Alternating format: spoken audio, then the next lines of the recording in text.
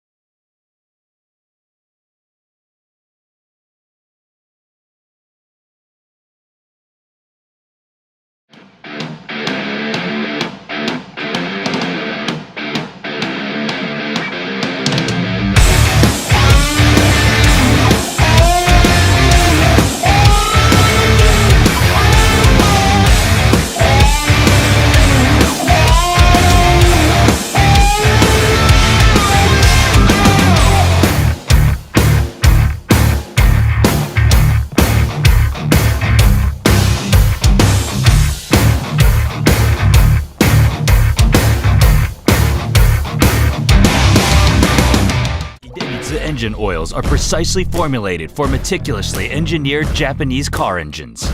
We are committed to delivering optimal performance. We fulfill this commitment through 5 ultra-protective benefits known as Quintec Guard.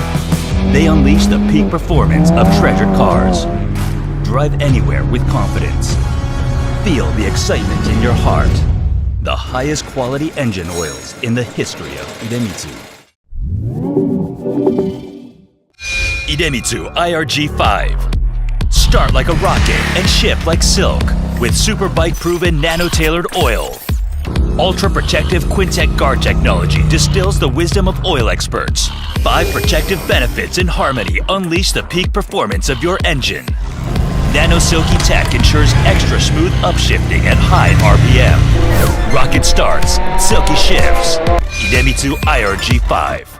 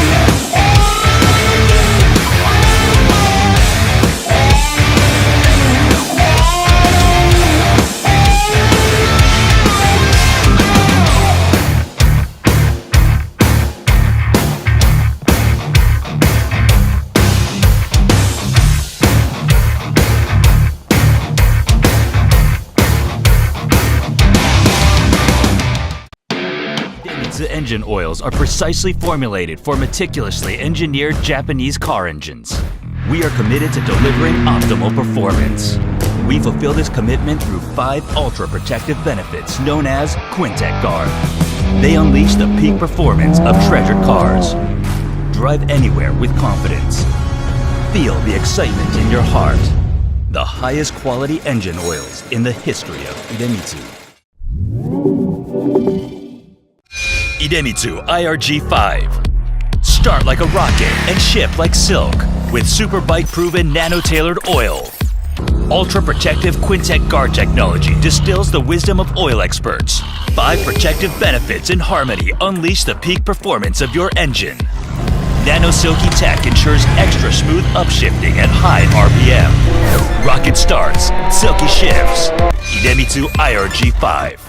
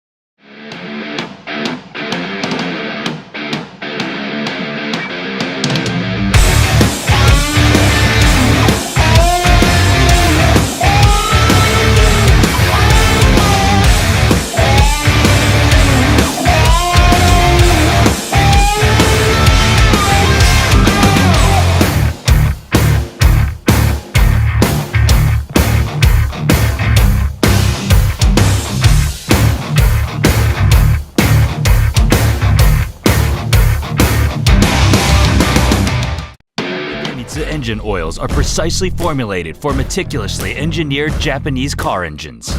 We are committed to delivering optimal performance. We fulfill this commitment through 5 ultra-protective benefits known as Quintec Guard. They unleash the peak performance of treasured cars. Drive anywhere with confidence. Feel the excitement in your heart. The highest quality engine oils in the history of IDEMITSU. IDEMITSU IRG 5. Start like a rocket and ship like silk with super bike-proven nano-tailored oil. Ultra-protective Quintec Guard technology distills the wisdom of oil experts. 5 protective benefits in harmony unleash the peak performance of your engine. Nano Silky Tech ensures extra smooth upshifting at high RPM. Rocket starts, silky shifts. IDEMITSU IRG 5. IDEMITSU engine oil.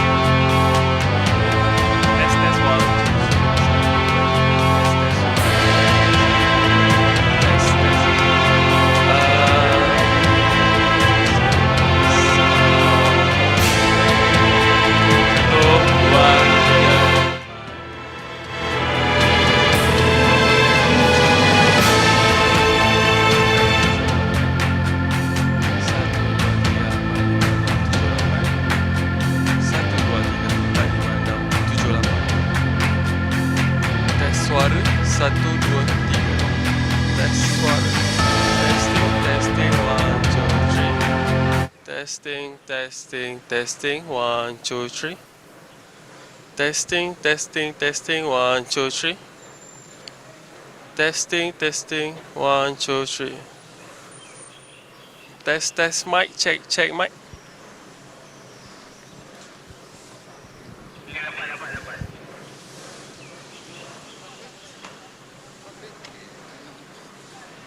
Ah.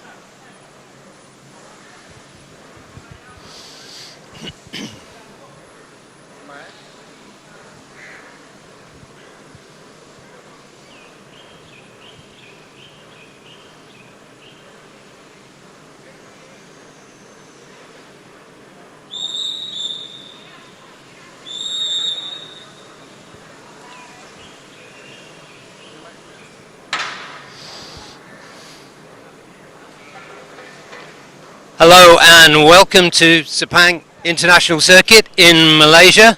It's Friday, and that can only mean that it's free practice day for round 2 of the IDEMITSU FIM Road Racing Championship. This mighty motor racing venue has something for everyone. Fast flowing corners, elevation changes, and a wicked final section that is guaranteed to deliver some last lap surprises. The weather here at Sepang, that's always a feature, so let's mention that first too. As you can see behind me, now it's sunny. The track is a little bit damp from overnight rain, but that's sure to dry off quickly. And the forecast for today and the weekend is pretty good. So today we have 13 free practice sessions for all the 5 classes, so plenty to look at. And I'd also like to mention that we have some changes to the commentary team for this round. So a little later I'll be introducing Yulina, who's joining us to host the show. So she's a former racer herself and will be doing rider interviews from the grid and from Parc Fermé. So we'll be welcoming her later on. Daniel Bogers, in case you're wondering where he is, he'll be joining me in the commentary box for the races on Saturday and Sunday afternoon. So you can hear we're getting ready to go. The first bikes out on track will be the AP 250s, followed by Supersport 600, ASB 1000, and then we're away. So without further ado, I'm going to make my way back to the commentary box, and we can talk about AP 250. We'll be live on Facebook and YouTube throughout the day, so join us there. Send through any questions or comments you have, and we'll do our best to respond to them. Thank you, and have a great day, guys.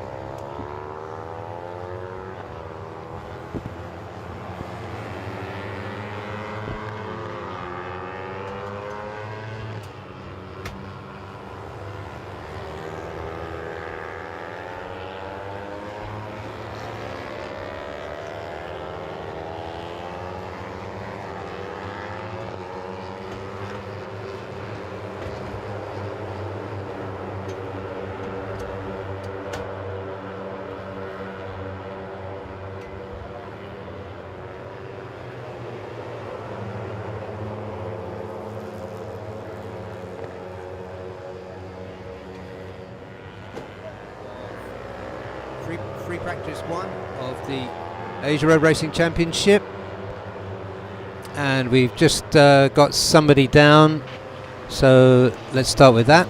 Oh, we got two people down. Now there was some rain overnight, so it might be that that there's some damp patches.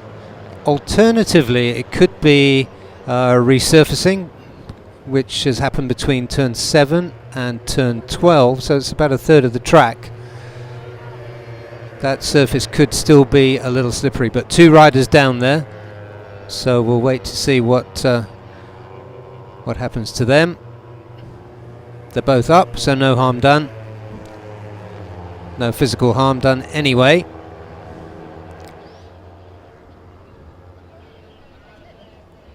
And going back to the timing there. Okay, is that a... Okay, so the marshals are thinking about a red flag. Alright, so a little bit of chaos out on the track there, so let's wait and see how this works out. That's one of the Sniper Kawasaki's. Yeah, the red flag is out.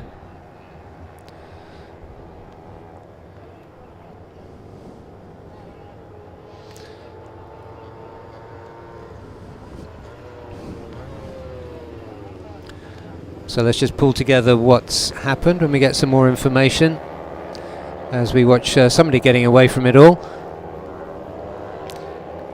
But there you can see if there was any damp on the track that it'll quickly burn away, as I mentioned in the introduction. So with the red flag, the riders will have to complete the lap in an orderly manner and return to pit lane until they're given the all clear to go. And we're waiting to hear exactly what it was that that caused that red flag. We did see 2 bikes crash, whether there was oil on the track, whether it was a damp patch, or whether it's simply getting used to the new surface.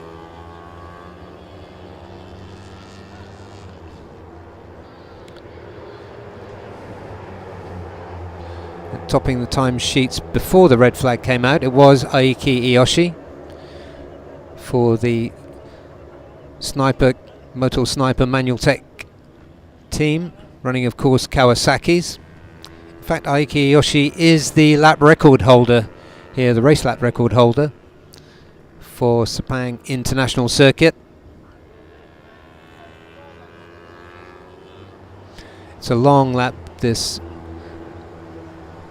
so it will take a little while for the riders to come back in. You can just see them going down there from turn 12 down to the last turn, turn 13, where the entrance to pit lane is.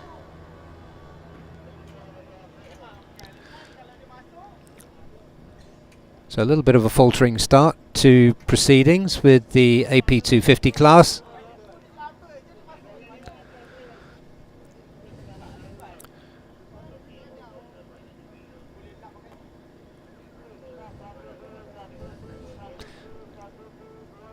Just while we wait for a little bit more information from race control, just to say that after round 1, if you joined us in Buriram, Thailand for round 1 back at the end of March, there was a double win from Reza Danica Arens, the Astra Honda rider and 2018 champion.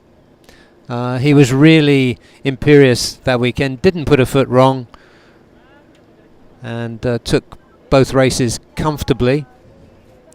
Riders that showed, new riders that showed well included his teammate Vida Ega Pratama, who we interviewed yesterday at the pre-event press conference, and Jakripat Putisan for Honda Racing Thailand. So both those Honda teams putting out some good new riders. The marshals walk across. Can't quite see what that is on the track there.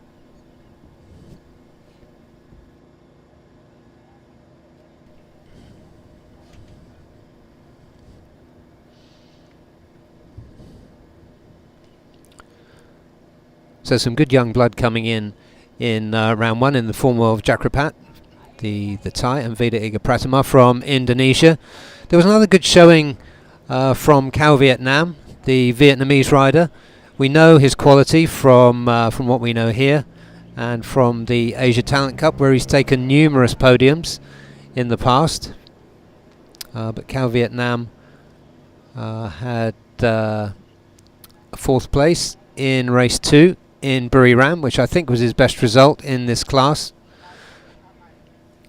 And also scoring 8 points in the first race. That leaves him in a handy 5th place in the championship. So we have to think that that's oil on the track there, as the marshals are putting down the absorbent material to clear it up. And if all that smear we can see on the track is oil, then it's going to take quite a while to clear up.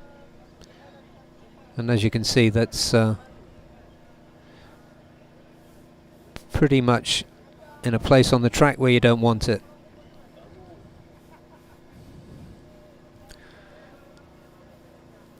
So we're going to wait for some news from race control as the track marshals inspect other parts of the track. It looks like this will be a little bit of a delay. Stay with us. So if you want to grab a coffee, as soon as we have some news, I'll be right back.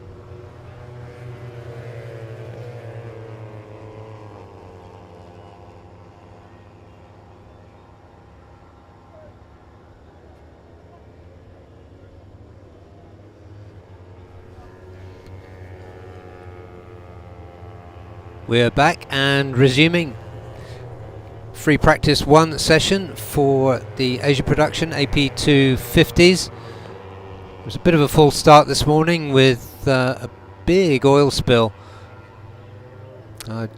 with less than 10 minutes on the clock. So there's 18 minutes left in this free practice session, with some of the bikes coming back out on track. So just leading that little group on the warm-up lap with the yellow number 44. One to watch, that's Muklada Sarapich from Honda Racing Thailand, lying third in the standings after round 1, after a P4 and a P3 in round 1 at her home circuit, Chang International. There she is, and she's being shadowed by her teammate, number 20, Jakrapat Putisan, who made a very impressive debut, beating his senior teammate in race 2, taking P2.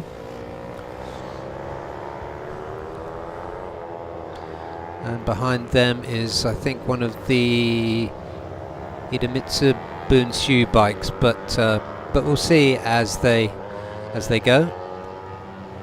And there's number 55. That's the East Racing team machine of Warrit Tongnopakun. Warrit we've seen in Honda Racing Thailand. He's now with a private team, although they do have close cooperation with Honda Racing Thailand. Good rider Warrit, and did extremely well in round 1, leaving himself scoring, let me see, 19 points to put himself in 6th place in the championship. Easy to recognise, he's a very tall rider. I've known him since he was quite a bit shorter. There's one of the quite distinctive Motul Manual Tech Kawasaki's.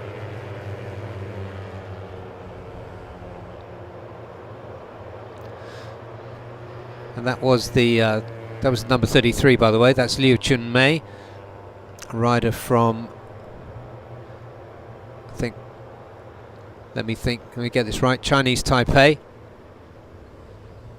So newcomer, very welcome newcomer. There's another rider from, let's say, Taipei in the series, Li Ruiyun. And she's riding also for East NJT Racing.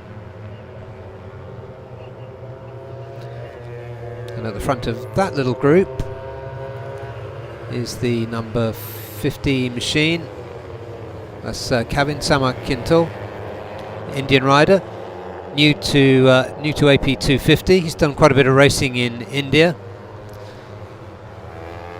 but some changes to that team, and he's the new blood that's come in there.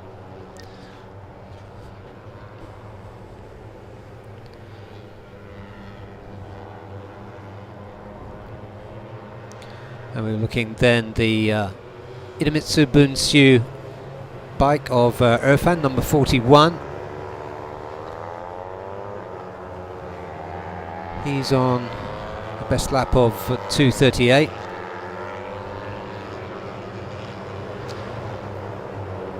And we're also looking there. So there's the number 16.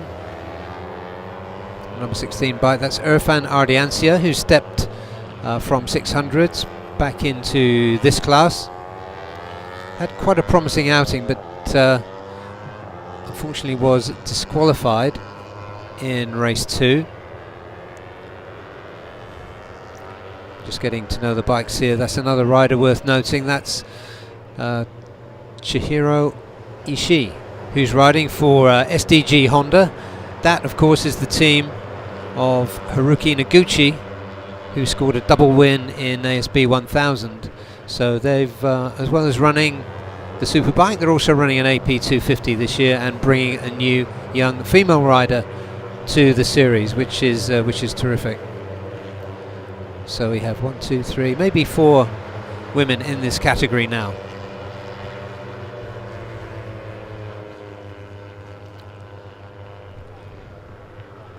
So staying there with Irfan for IDEMITSU Honda, that storied team. Won a whole hatful of championships. Big hatful, in fact. Just have a look there at the quite aggressive style being shown there by Kevin Samir Kintel.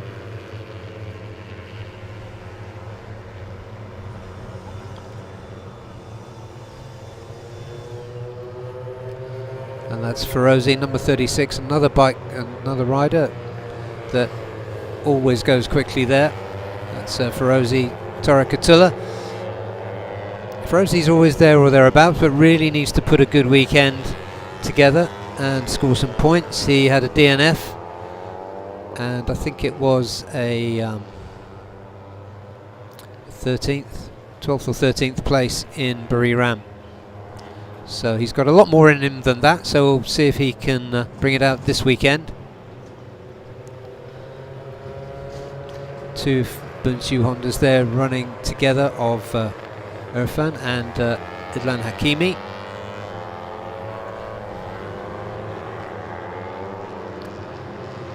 They're going through. There is the number 54, that's the new talent from Astra Honda I mentioned earlier, Veda Ega Pratama.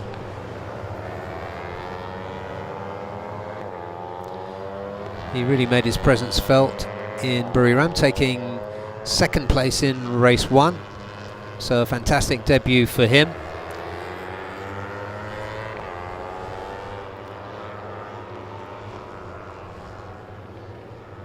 The bike's there just going down from turn 12, the last sector of the circuit, turn 12, down to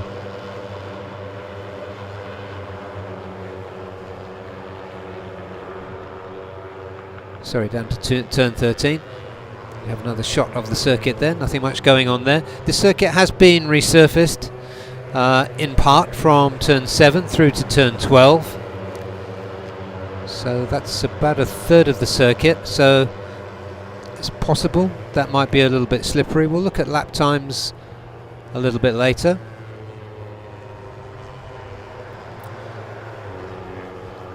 That's one of the IDEMITSU bikes follow. I think it was Mukhladar Sarapurch.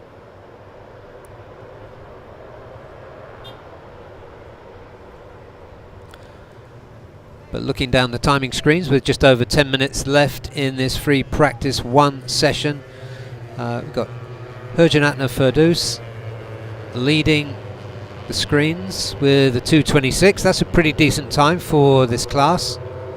Next up is Aiki Iyoshi for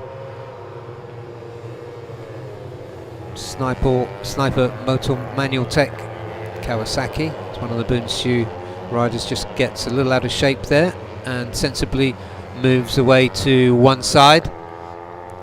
That's Irfan, number 41. And I think that's Mukhladar just ahead of him, taking a look back.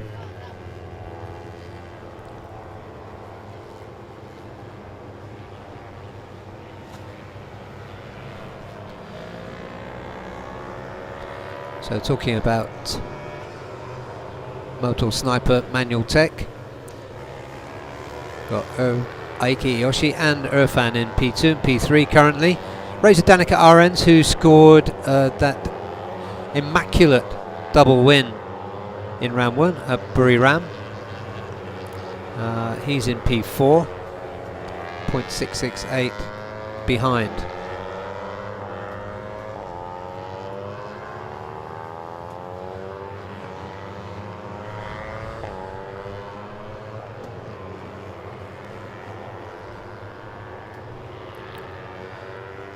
Just looking for significant people on the screen there. Mukhladar Sarapurch just jumped up to P5, second behind Herjan, who's the quickest of the Astra Honda riders so far. Just saw a puff of dust there, kicked up by one of the bikes as they went through the absorbent material remaining on the track after that early oil spill. And a nice shot there of Irfan, number 41, coming through.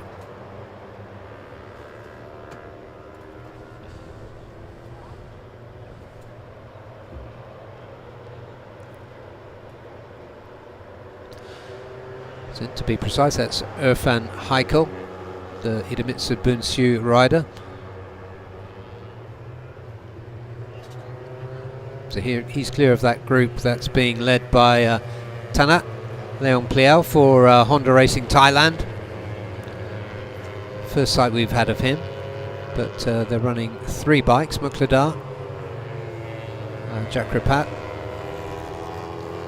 and Tanat. Jakrapat and Tanat, new to this class, but have proved themselves in the Thailand Talent Cup and the Asia Talent Cup. There's Ferozi Torakatula on the Yamaha. Yamahas do seem to be a bit of have a bit of a speed disadvantage to the Hondas and Kawasaki's in this class.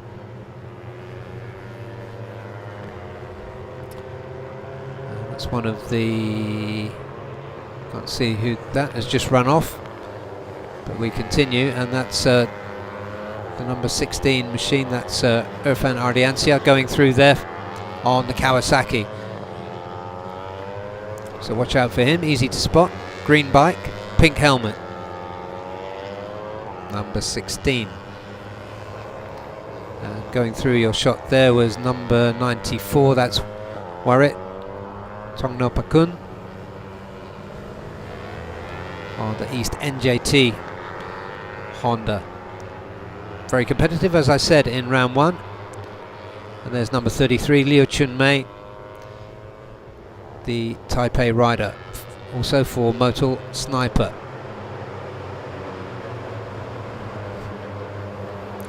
Reza Danica Arens has got himself to the top of the timesheets with a 2:25.139. That is a really decent time. As we just take another look there at number 55, another of the East, that's Lee Ruiyun. There is Mukladar Sarapuch leading Jakrapat, her teammate. And behind them we've got Tanat Lang Pliao.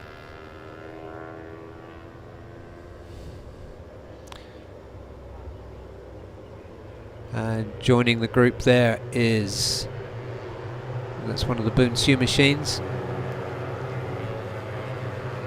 Let's get a look at that. That's Idlan Hakimi. So he's in good company there. Very quick, those 3 Thai Hondas. Idlan Hakimi, very promising young rider. And of course, Bunshu Honda have a fantastic record of bringing riders through, winning championships. So if he's in their team, he's got to be something special. Mukladar currently 5th and 2 seconds behind Reza Danica Arens.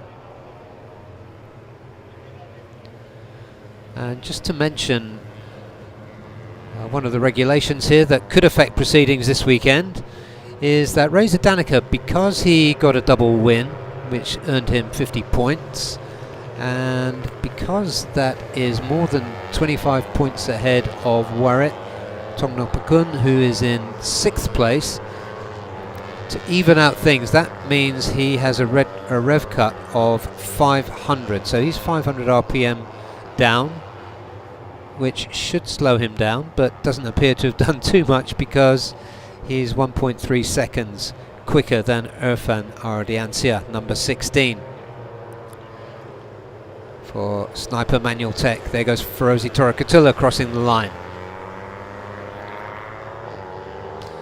And Jakrapat has, for Thai Honda, has got himself into 2nd place. Idlan Hakimi, good performance from him. He's now in 3rd, bumping Irfan Ardiancia down into 4th. Hurjin, who was topping the timesheets, now in 5th. As we just watched there, Mukladar Sarapuch, the yellow 44 for Thai Honda, making a stop. There's 3.5 minutes left on the clock, so that might be the job done. Ferozi Torakatula there on the blue Yamaha, chasing 2 Hondas.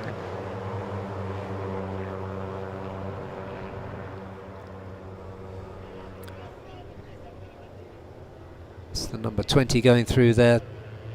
That is Jack Rapat. And that's the Indian rider, Kevin, chasing him. So Kevin getting himself amongst it. He said in the press conference yesterday that one of his objectives was to work his way into the first group rather than get stuck in the second group. So he's in good company here. I think I'm right in saying it's his first time to Sepang. So it's quite a circuit to learn. It's a very wide circuit, easy to get lost on. So he's doing well to have a few people to follow. Okay, so one rider has slowed down but not got himself out of the way, so that's messed up that lap for whoever it was, and one of the Hondas there went off wide just to let everybody pass.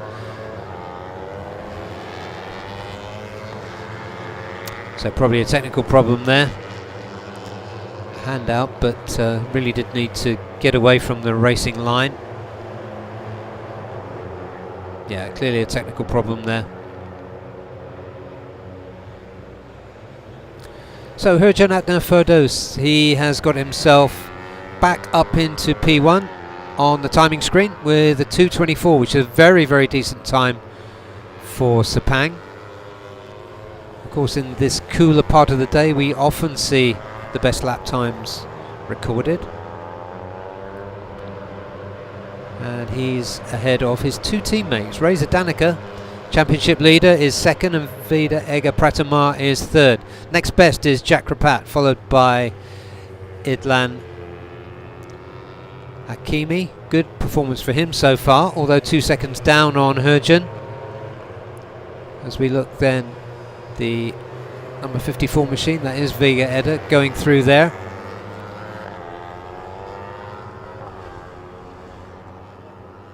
Fernandes in 6th, 2 seconds down, so you can see a big differential there. We do sometimes see that in AP 250, and it all seems to mean not very much when we get to the race.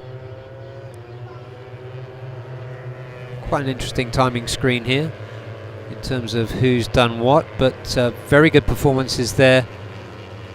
Crushing performances indeed from Astra Honda bikes of Herjan Reza and Vida Ega. And then next best, Jack Rapat. There is Reza Danica, championship leader. Haven't seen too much of him here except for on the timing screens. He's got one of the East bikes behind him. I'm guessing that is the bike of Warret, who's also a very quick rider. Reza Danica literally didn't put a foot wrong in round one. It's an absolutely perfect performance. He's got with him now Irfan Ardiancia just behind him, and the number 25 machine of Wacharin Tuptimon for East NJT, another former official Honda rider from Thailand.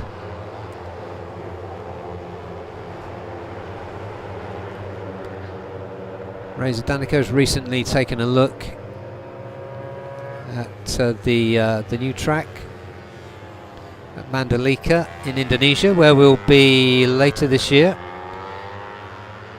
in August I do believe.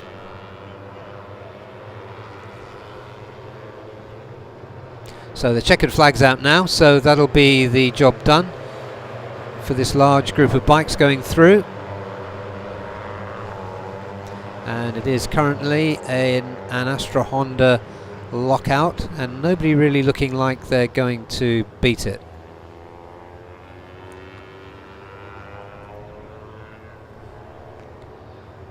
We get Edda going through first in that group. There are the Motul Sniper machines.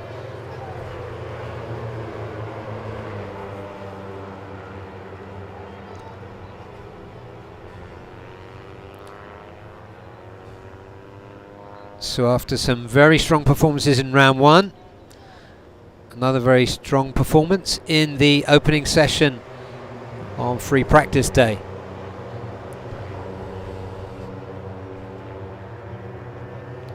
Another good performance from Warrit. And Tanat Langpiao, newcomers. Jakrapat, the best of the newcomers in fact there, from Thailand. Vida Ega.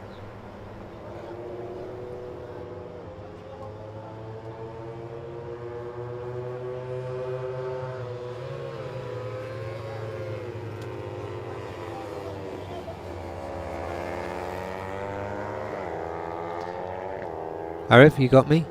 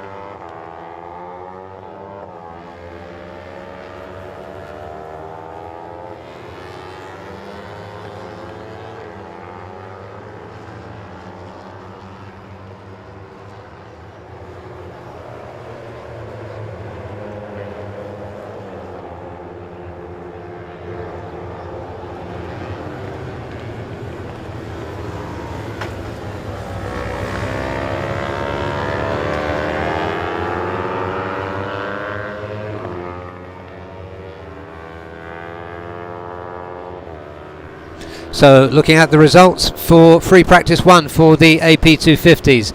Fastest was Herjanatna Firdaus at 224.072. Great time from him.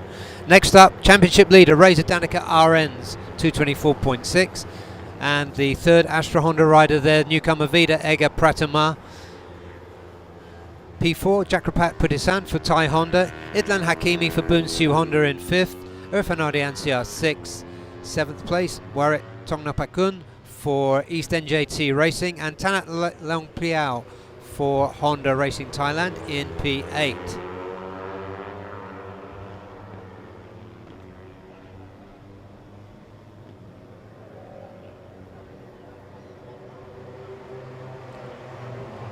In P9, lap record holder at Sepang, Aiki Iyoshi.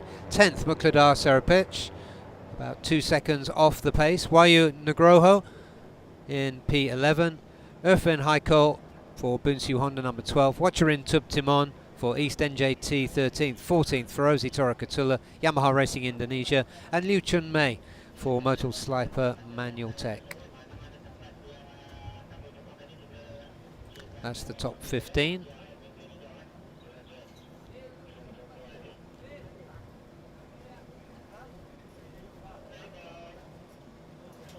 And in 16th was the number 50, Kavin Samar Kintal for Honda Racing India. Cal Vietnam, currently 5th in the championship. He was 17th. 18th, Churi Ishii for SDG MS Hawk Pro Honda. Nitian from Vietnam on the Victor Racing machine.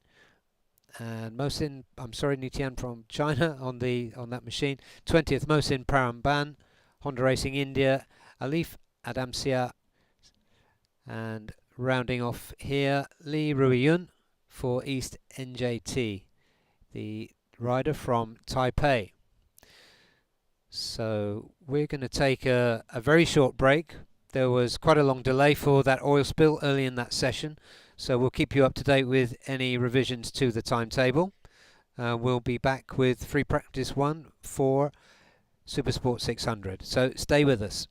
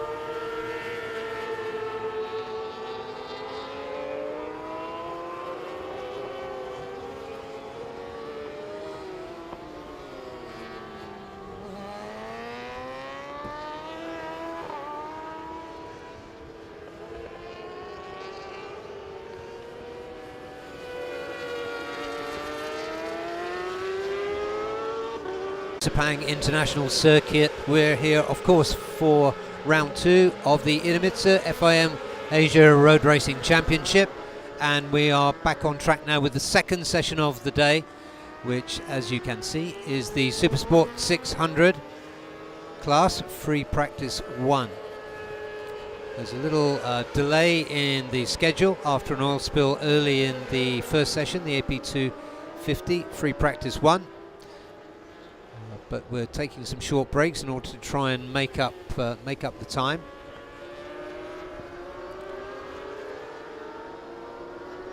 And there on your track, on your screen.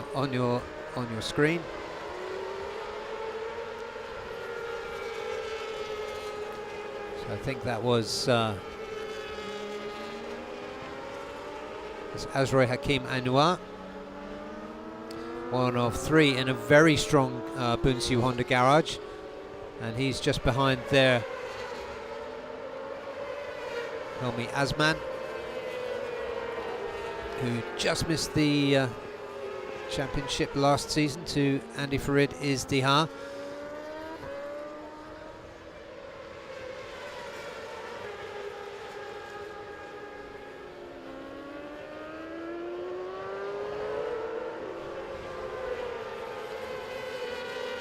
But so there's 2 of the riders there. The rider who really impressed, there he is, number 89, Karol Idampawi.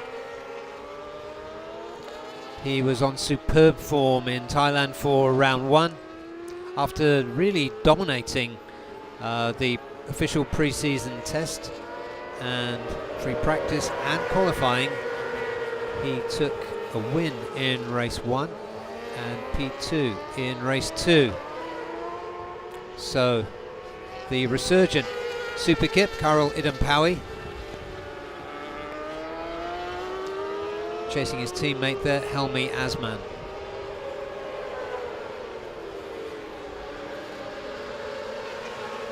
Kip, Helmi and Azroy, all 3 riders very capable of winning. This is an extremely tightly fought class, and as you will see as this practice session unfolds and as we get to qualifying tomorrow, very, very thin margins. Perhaps you can expect to see 1 second covering the first 10 qualifiers when we get to that.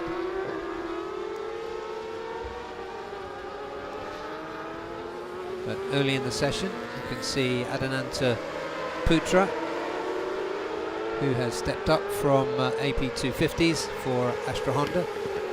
He's leading the timing screens with an early time of 2:14.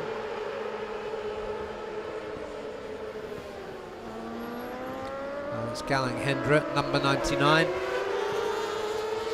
on the Yamaha. A few years ago, Yamaha was the choice of machine for the 600 class, but they've been eclipsed to a certain extent by Honda.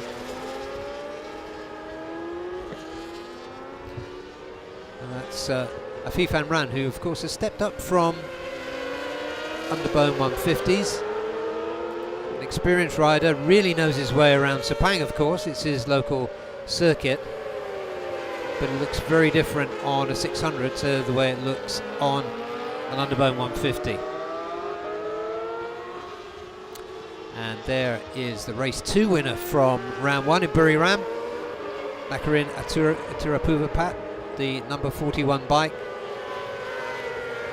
The story of this class in round 1 was a ferocious battle in race 1 and race 2 between Nakarin and Karol Idampawi, and they took 1 first and 1 second place each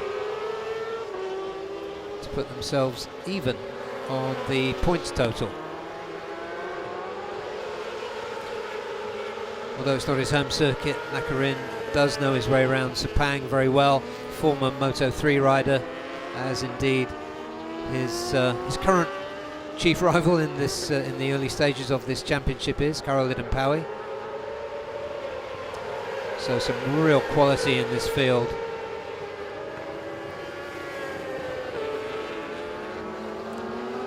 is Karol Idampawi, who's quickest at the moment. Nakarin up to third. It was his first win in the class, actually, last time out in Buriram for Nakarin. We did see him on the podium on several occasions in 2022, but we also saw him take a whole load of fourth places. It was good enough to earn him third in the championship, but what he really wanted was to get to the top of the box, and he did that in race 2 in round 1. So taking first win in the class is always a step, so you can expect to see a more confident performance from the gritty Chip Nakarin.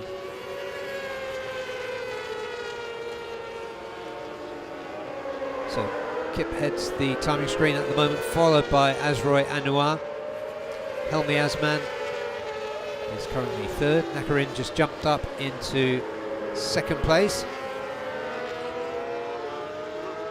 behind his rival, and there is Afifan Ran, who was briefly topping the timing screens. The number 50, you can expect to see him improving through the weekend.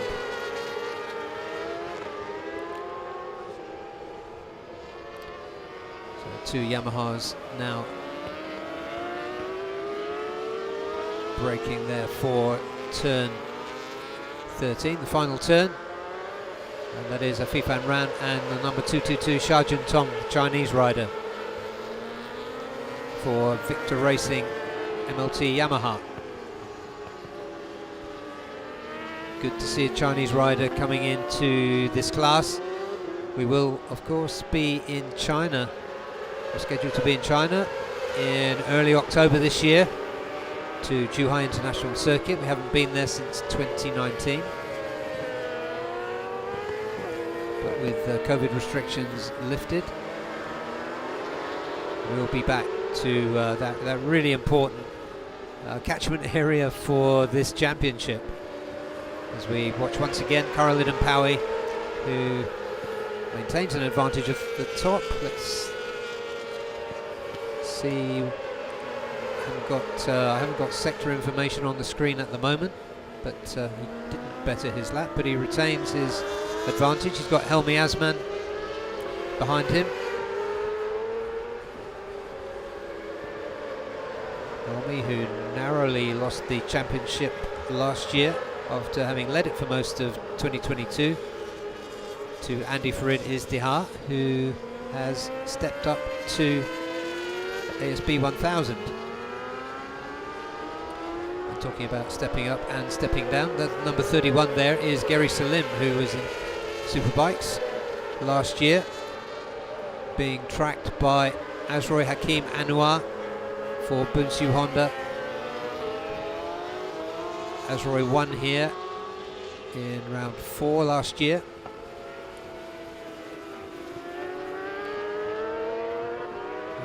And Gary Salim took I think it was a 5th or 5th place in race 1 in Buriram. Like all these riders here with international experience, he knows his way around Sepang very well.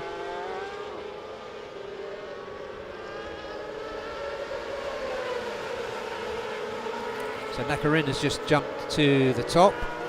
So the battle between Nakarin, or his nickname Chip, and Kip, which is Karol Idampawi's nickname. The advantage at the moment anyway lies with Chip. That's Adananta Putra, number 21, just behind Gary Salim.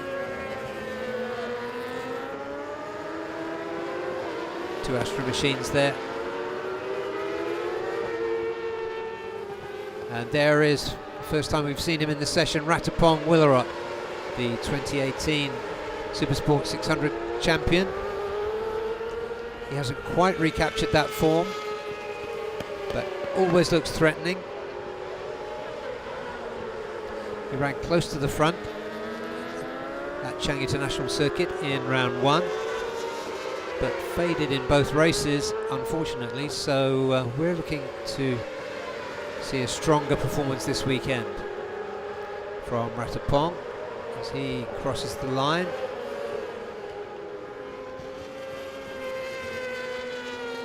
So he's currently in P12 in this session. Around 3.3 seconds back from Nakarin, who's still sitting at the top, ahead of Karol Idampawi. Azroy currently sitting third, Helmi fourth, Panason Kausonti in fifth. Panason Kausonti is a name you recognise, and if you didn't catch the first round at Buriram, Panason is actually the same person. He changed his name from Pritchapon to Panason. So there you have it, as we go back there with Ratapong Willarot, from a famous Thai racing family. Christmas Willarot, his father, was an ARRC champion, raced in the Macau GP and in World Superbikes back in the 90s. And his brother Ratapak Willarot, who is the rider coach for Thai Honda. So a storied Thai racing family indeed. And here is the current best of the Thai bunch in this session. Chip Nakarin, joint first in the championship after round one.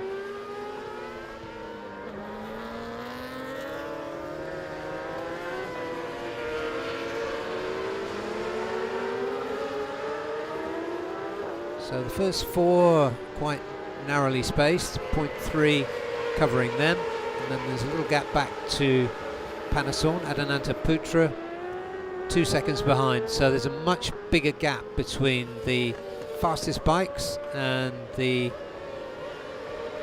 fifth place and down than you would normally see. We've got almost half this session remaining, so that could very well change. Riders you can expect to see jumping up, certainly Adananta Putra, Galang Hendra for Yamaha Racing Indonesia.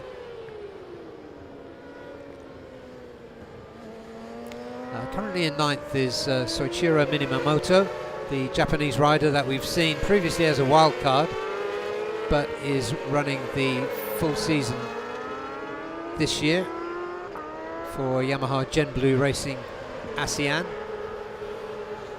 So they're running him in 600s, as well as two bikes that we'll be talking about in the next session in ASB 1000. And Karol Idampawi has got himself back onto the top, and in doing so has got himself into the 210s quite convincingly with a 210.691. So he's put himself in front of Nakarin. Azroy is a further 0.3 back. Helmi is just behind him. Karol Idampawi on his home circuit.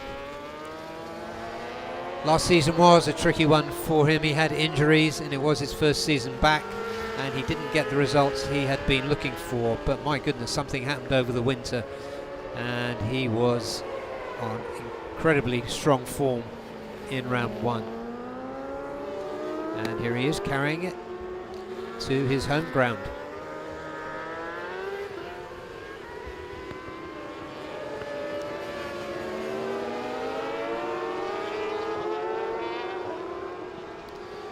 Ratapong's just lifted himself from 12th to 10th. FIFA and Ram currently in 11th. Both those guys 3.3, 3.4 seconds back from Kip's timing screen leading time. Kip coming into pit lane there, as you can see, peeled off just before the turn into turn 13. So there's 12 minutes left on the clock, so there'll be a little bit of refreshment, perhaps a tyre change. Looking at the tyres here, I think he's running mediums because there's no markings on them. Parks next to Helmi Asman, and Azroy comes in as well, so all three bikes for Bunsu Honda. Back for a mid-session break. And the Yamaha Gen Blue team waiting for Soichiro to come in. So 11.5 minutes remaining, and the mid-session break is in full session. Another rider we haven't mentioned yet, but should show himself during this weekend is Kito Abe. Kito Abe had a pretty good outing in round 1, taking 2 P4s. He joined the series as a regular rider in Sugo last year and is here for the season with 1XOX TKKR Racing. So Soichiro has parked up. He's 3 seconds adrift of Karolid and Powie and Nakarin Atirapuvapat. And there you can see he's made it on number 108. There he is, the 2022 AP250 champion Andy Mohammed Fadli, making his way into this class. He had a steady introduction to round 1. He had a DNF in race 1 in Buriram, but scored points in race 2, and he's playing himself in quite well here.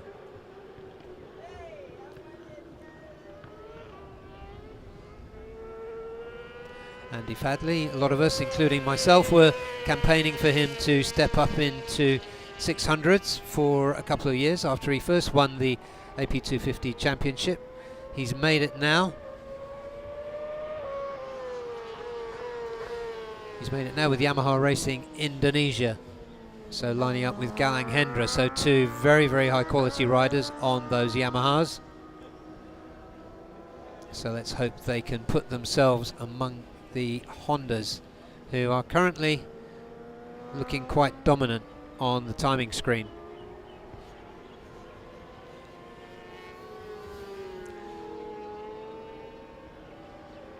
In championship terms, Soichiro Minamoto, after his good round 1, is in 3rd, so he's the best of the Yamahas in the current standings. Ratapong Willarot 6th.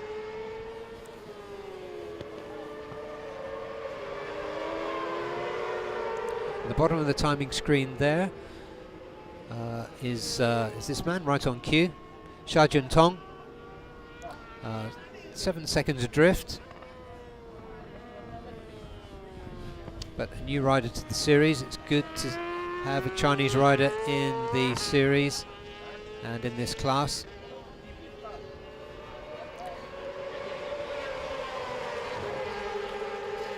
And he's coming in for a break.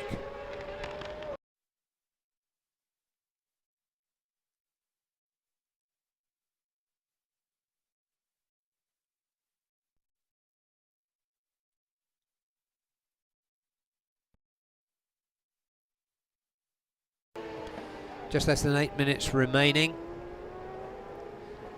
And as Shajun Tong comes into the Victor Racing pit, the leaders in the session, I think I can hear them back on track. The leaders being Karolid Powie, Akarina Puvapat, Azroy Hakim Anua, and Helmi Asman.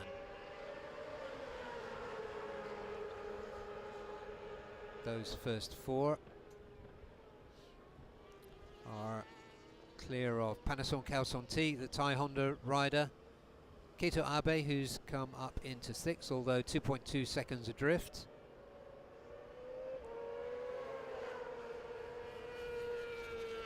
And then after him, the number 21, Adananta Putra, series rookie, coming up from AP250s, as is the rider in P8.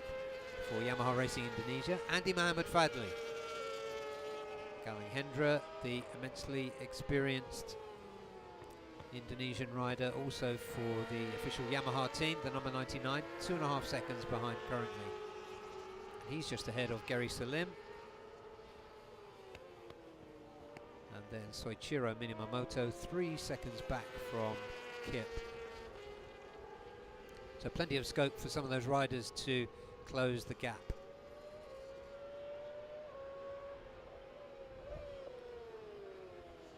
Foot off the peg moment there for, I think that's ARRC.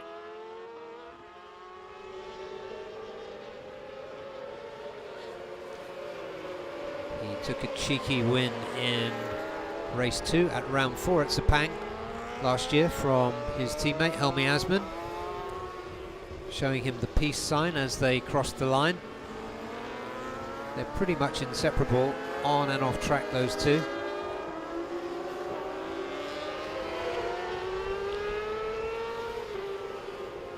ARRC had a DNF in race 1 in Buriram, and a quiet showing, riding through to 5th place in race 2. So we know he's capable of a lot more. And that is Kito Abe for 1XAX TKKR, the Japanese rider. Bags of potential there, as across the line comes Adananta Putra for Astra Honda. Currently 2.3 seconds off the best time here, which is a 2:10.6, belonging to Karolidin Pawi.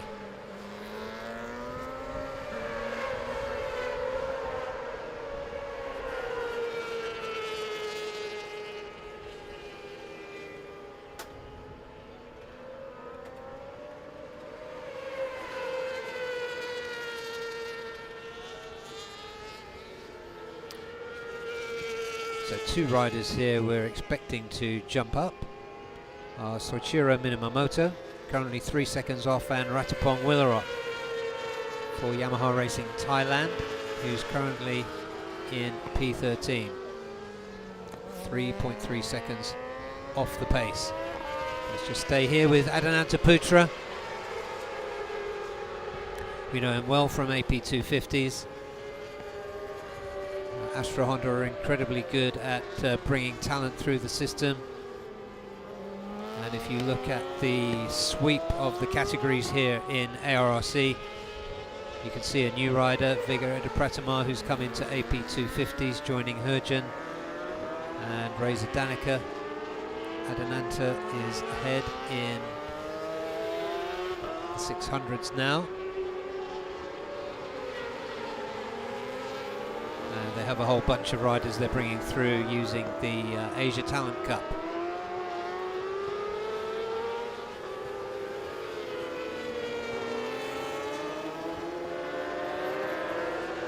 You can see from that shot just how wide this Sepang circuit is. I think more than 20 meters in some places, which means on a motorcycle it's very easy to get lost around here. There is Adananta running alone. Let's see if he can improve his best time now.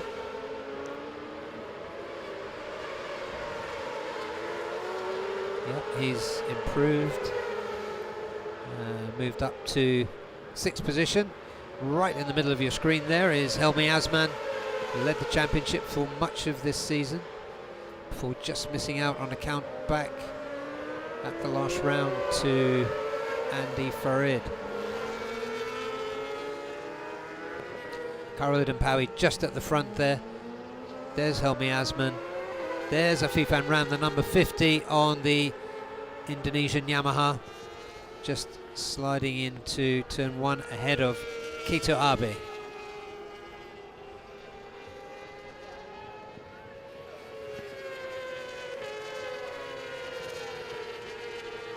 Afifan Ram, very fast round here, very successful round here, with a fantastic record on underbones. It's very different. The track looks very different, of course, on a 600. So he's doing well to put himself just behind Helmi Asman.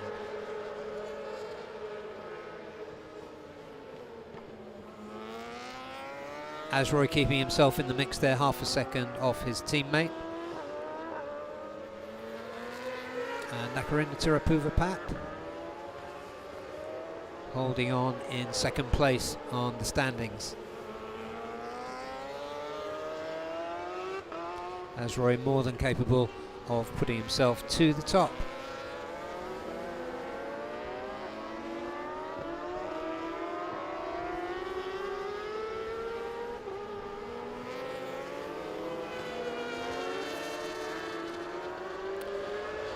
Soichiro Minamoto has moved himself up. He's bettered his best lap time by around a second to clamber up into 8th position. Kito Abe is up to 7th. Decent showing from Adananta Putra as well. Up into P6, just behind Panasonic Kaosonti for Thai Honda.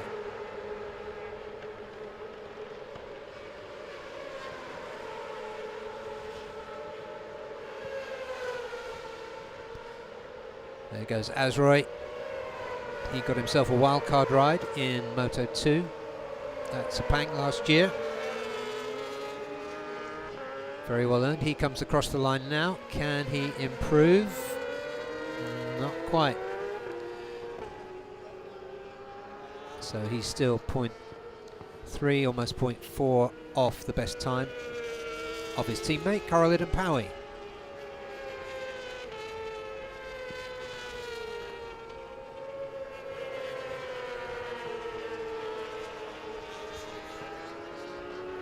Seen anything of Nakarin since the bikes came out on track after that mid-session break. ARRC pushing hard. Let's see what he's got. The checkered flag is out now.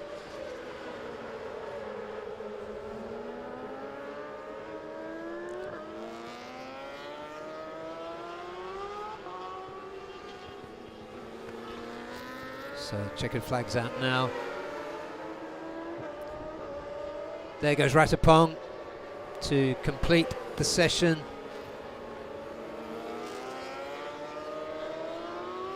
He doesn't improve, P13 there, so a bit of work for the Yamaha Racing Thailand team to do.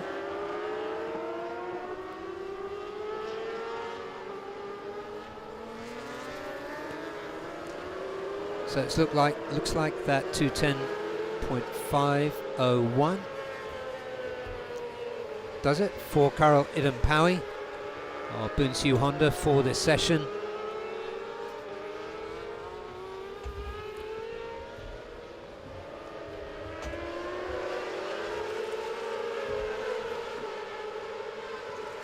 Great shot there to give you a perspective of the finish line here. There's a decent run in from turn 13. Well, we always see some frantic acceleration, different lines being taken through turn 13. Does make for some fantastic racing here at Sepang International Circuit. Helmi Asman moved himself up into P2, just shunting Nakarina Tirapuvapat, the Thai rider, down to P3.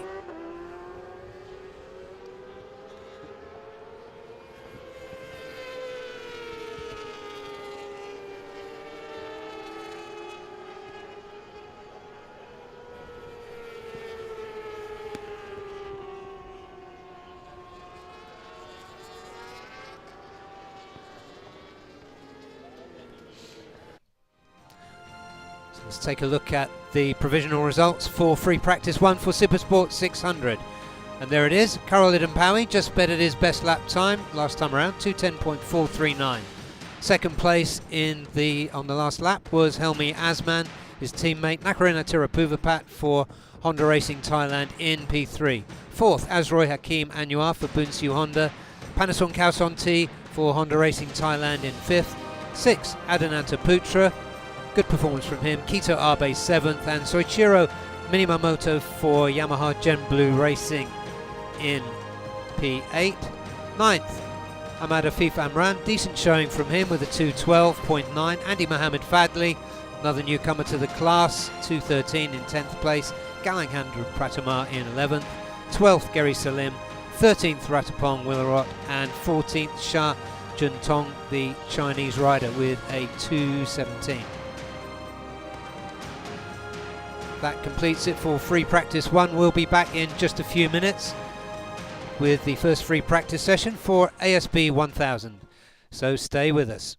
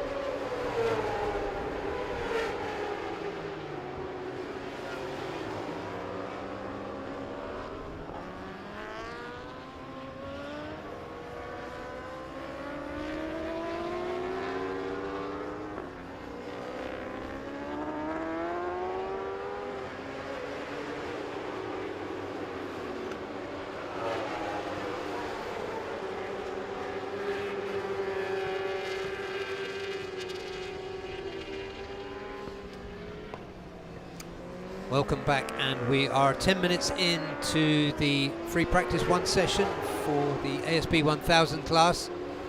And just coming onto your screen is the distinctive Evolution Sport blue of Lachlan Epis.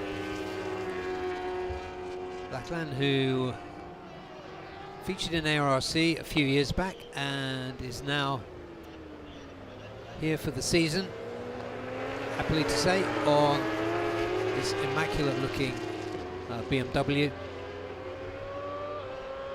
He's playing himself in again. He's noticed a lot of changes in ARRC. He knows the level that these top guys are running at now. But it's great to see the Australian rider in the championship.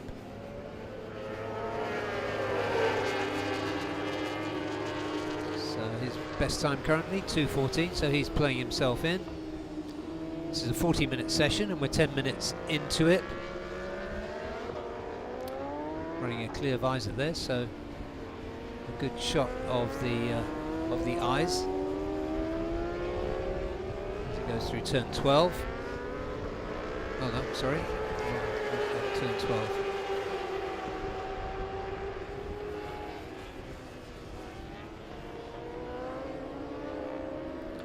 And so far in the session,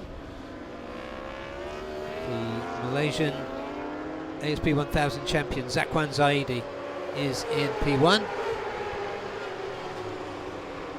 with a 208.682. Kasper Daniel Kazmayuddin is in P2. Pasawit Titiwararak, the Thai rider, in 3rd, and Aslan Shah for 1XOX TKKR P4. Andy Farid is the P5. Kevin Kubo for Yamaha Gen Blue Racing in P6.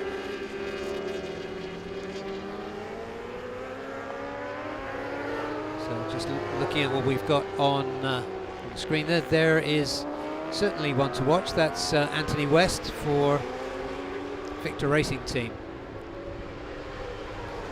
And West had a quiet opening in round 1, running a bike that was just a little bit old and at a disadvantage to the others. He's got a newer bike now. It's a road bike they got a few weeks ago and tweaked a little bit.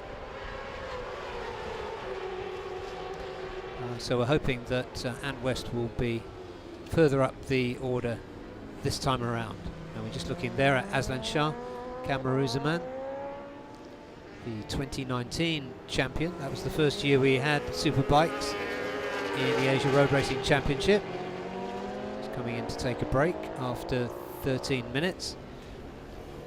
Aslan had a pretty unhappy 2022 with some disappointing outings, but definitely came back strong on the new BMW in round 1 this year,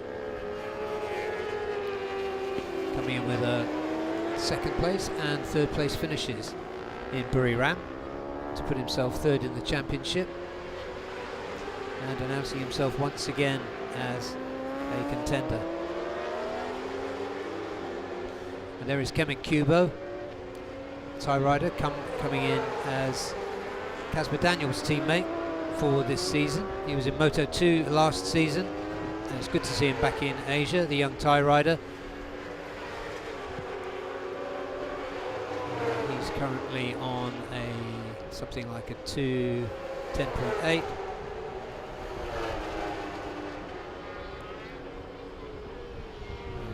Yep, 2:10.8. Marcus Reiterberger, Aslan's teammate. We were talking about Aslan Shah. A lot of people caught by Marcus Reiterberger coming back into this championship. He started the 2020 season with us, which only consisted of 1 race, but he came in and took a 3rd place in a wet race, race 1, and won race 2. So great expectations of Marcus Reiterberger coming back into this championship. We didn't see it so much in Buriram. He didn't quite put it together and make the podium. But he does have a fantastic record here. The experienced world superbike rider, and now really a world endurance specialist, running for the official BMW Motorrad team in the EWC, and put himself on his team on the podium. I think it was P3 in Le Mans for the Le Mans 24-hour race 2 or 3 weeks ago. Now here is Andy Farid Izdihar. Just looking at the tyres there, he's running a soft rear, so that's interesting to know, and it looks like a hard front. So interesting combination there from Andy Farid Izdihar. A rookie here, he won the championship in Supersport 600 last year after a fraught battle with Helmi Asman in the final round of the championship. He did come out on top, and now he is in the superbike class as Zakwan Zaidi's teammate. There is Zakwan in the Honda Asia Dream Racing with Showa team. There goes Zakwan. He hasn't bettered his best time, but he's still sitting at the top of the timing screen on a 2:07.9. Kazma Daniel, who had problems with bike setup, is looking a little bit happier this time. He was really strong. He was a rookie in this class last year, but really made rapid progress. And we've got Andy Farid, we were just talking about. Some problem there on track. Andy currently 5th, but more than 23 minutes to go in this championship as we go back with Zakwan Zaidi. Marcus Reiterberger we haven't seen yet on screen, but he's currently in P2, half a second back from Zakwan.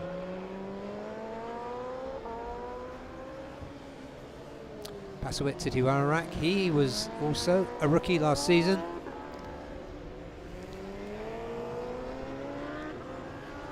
Currently in P4.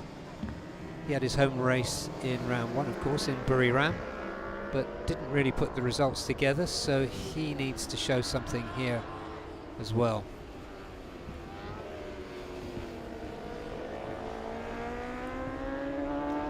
Then we've got a couple of wild cards here. Another rider worth mentioning that we haven't seen on screen yet is Haruki Noguchi, who scored a double win. And if a double win sounds like it was easy for him, I can assure you it wasn't. He had to fight really hard in both races against a whole clutch of riders. There are 5 or 6 riders in this championship who are so strong.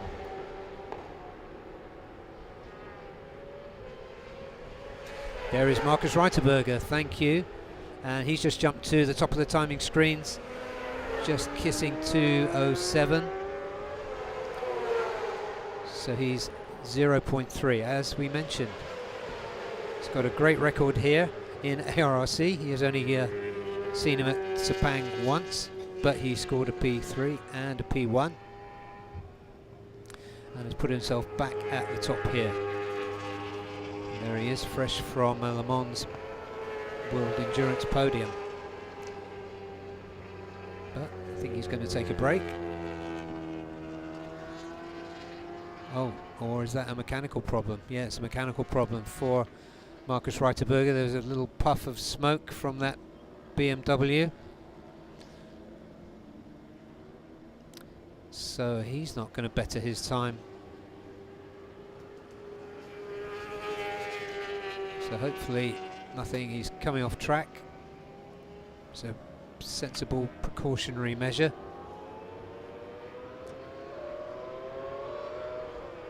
But just trying to keep out of the way. So problems there for the BMW of Marcus Reiterberger. Yeah, that BMW smoking. Hopefully he's not dropping any oil.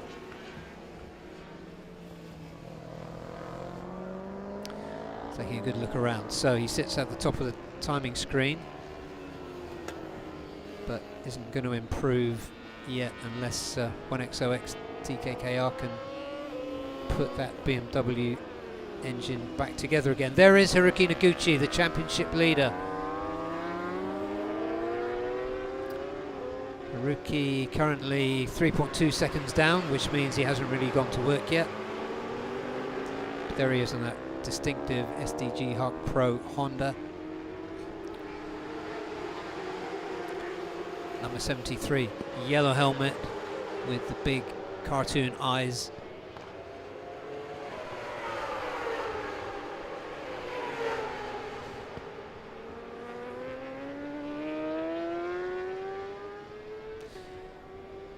Yeah, as I was saying, Haruki Noguchi had to fight really hard for his double win.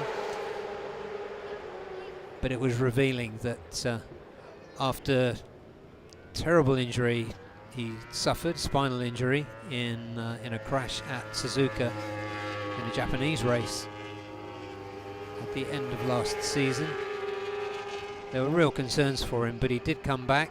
He clearly wasn't race fit early stages in Buriram. We had a pre-season test and then free practice and qualifying. He qualified third in Buriram, but Haruki Noguchi is one of these riders who has a special suit for race day, and he duly put it on and fought really hard for those 2 victories. Mentally really strong, Haruki Noguchi.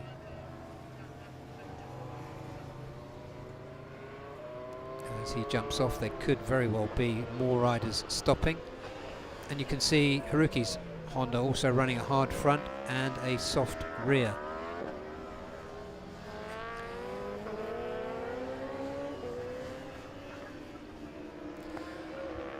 So we haven't got information on the screen about who's out and who's in the pits at the moment, but it does look pretty quiet out there. So I'm going to take this opportunity to introduce Yulina, who is joining the commentary team this weekend, as I mentioned in my introduction to the live stream broadcast this morning. Yulina will be hosting the show from pit lane and doing rider interviews from the grid and from Parc Fermé throughout the weekend. Yulina, it's fantastic to have you here. Would you like to, while it's a little quiet out on track, would you like to introduce yourself to our fans? They are all hardcore fans that watch free practice, okay?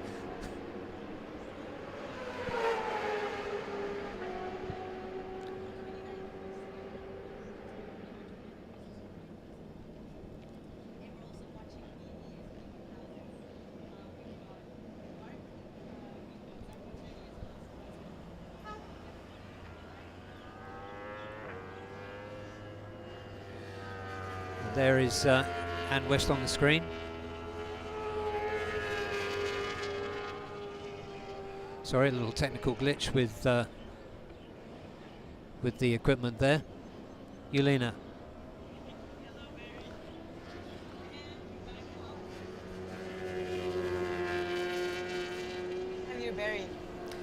Okay, so at the top, although in the pits with a smoky engine, is Marcus Reiterberger. Yes. He just pit in, right? Yeah, he trundled into the pits with smoke coming out of the back. Zakwan Zaidi is in P2. He led the first half of the session, and on screen there is overall perhaps the most well-known rider globally in this series, Anthony West, riding this Yamaha for Victor Racing. The Yamaha that he's riding is a different one to what he rode in round 1, which was clearly falling short competitively. You can be pretty sure that it wasn't Ant West that was falling short competitively. They've got a new bike now. It's a road bike, so that's basically what they've got, but they've changed the suspension and done a few tweaks to it.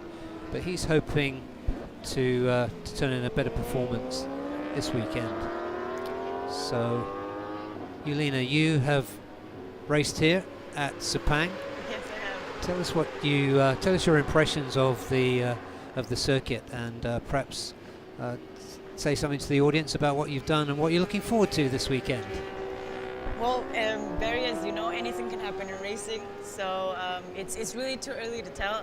But of course, I'm looking forward to a very exciting season with the Asian Road Racing Championships, and I know that it could be very tough for the guys out there, especially since the weather is very unpredictable. It rained pretty hard yesterday in the evening, but we'll have a look anyways.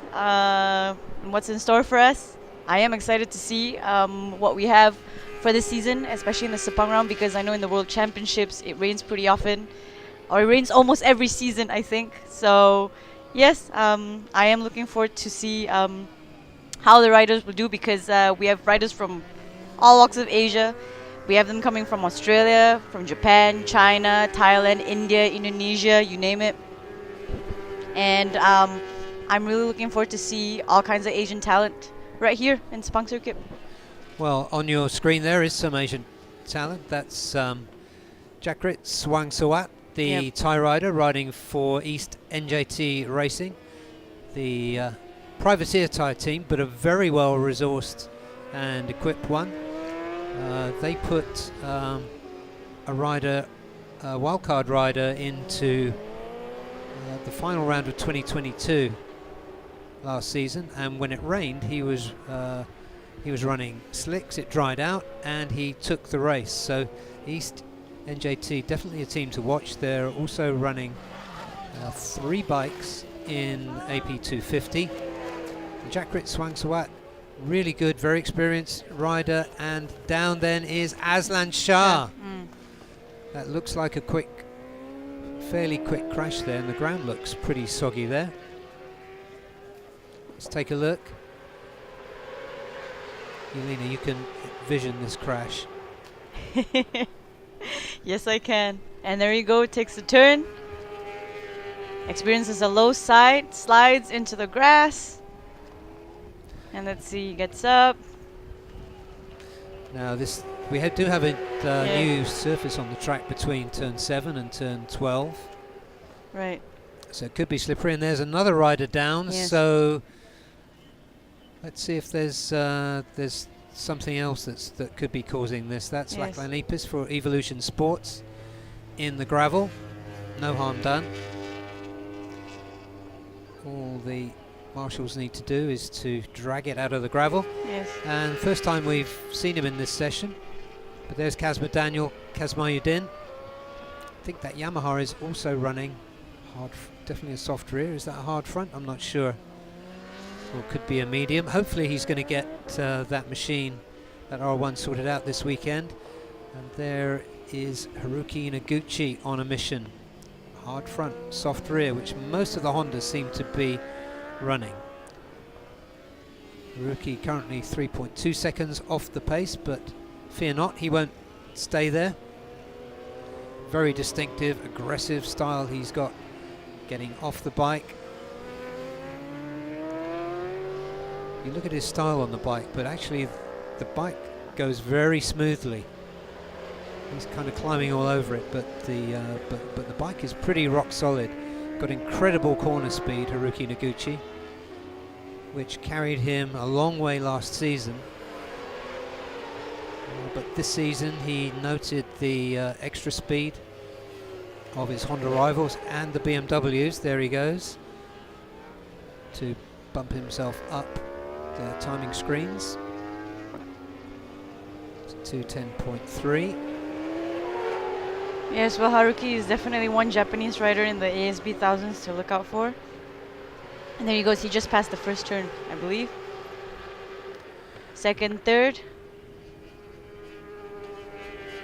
Last season he came in as he's just 22 years old now, I think, but he came in as the reigning All Japan Superstock 600 champion and got right amongst it, led most of his very first race in ARRC, and took a P4 and a P3 first time out. He got his first win here at Sepang in the second round. He scored another win here in round 4. So we know he's good around here. He was leading the championship right up until race 2 of the final round. He didn't make the final round because of the horrific crash he was involved in at Suzuka, which caused a pretty nasty back injury. He's clearly recovered from it now. But yeah, he had enough of a lead in the championship to lead it all the way through to the very final race, and the championship was taken by Zakwan Zaidi, who's currently P2 in this free practice session 1 for ASB 1000. And at this time of day the track's temperature is a little cooler, so we quite often see the best times scored in these early sessions. Just coming up to 10:30 here in Malaysia.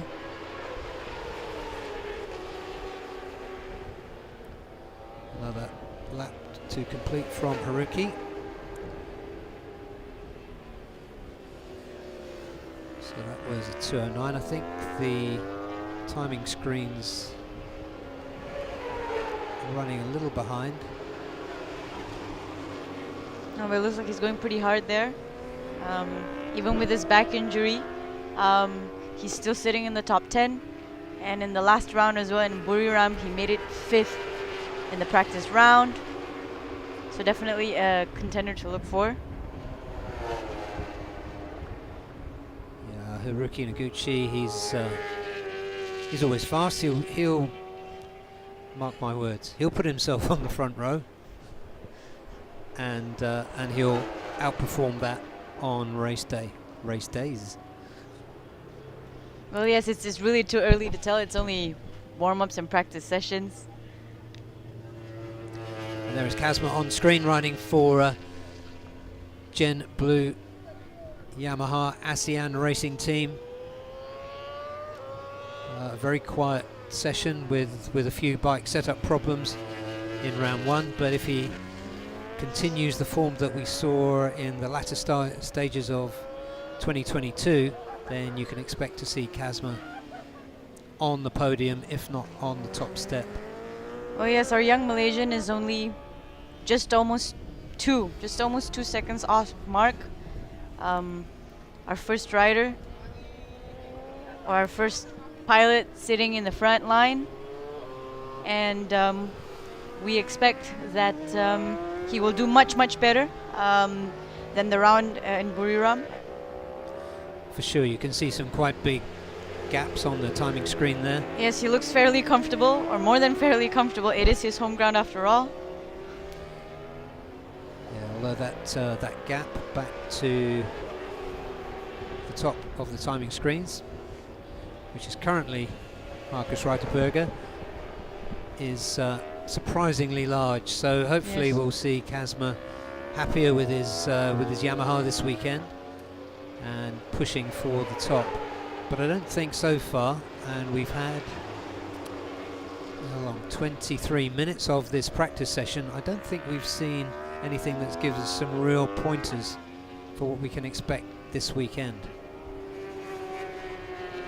Andy Farid Izdihar down in P6. We can expect more from him.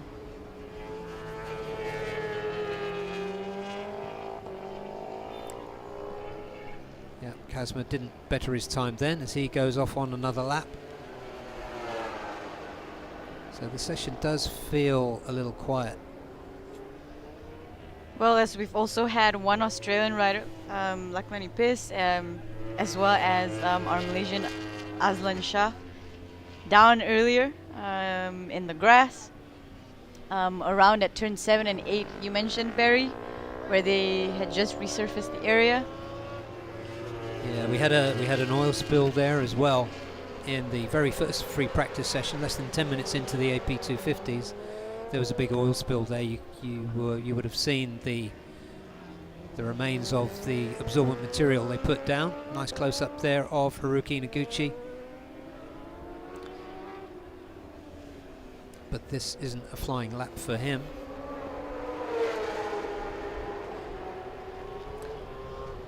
what we'll see tomorrow is they're running this for this season, running qualifying tyres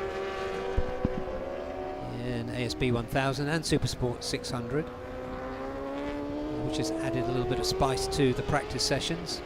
But Haruki's currently on a trundle down to turn 13, and Yes. for sure he's going to Looks like peel off. he might pit in, right? He might just box.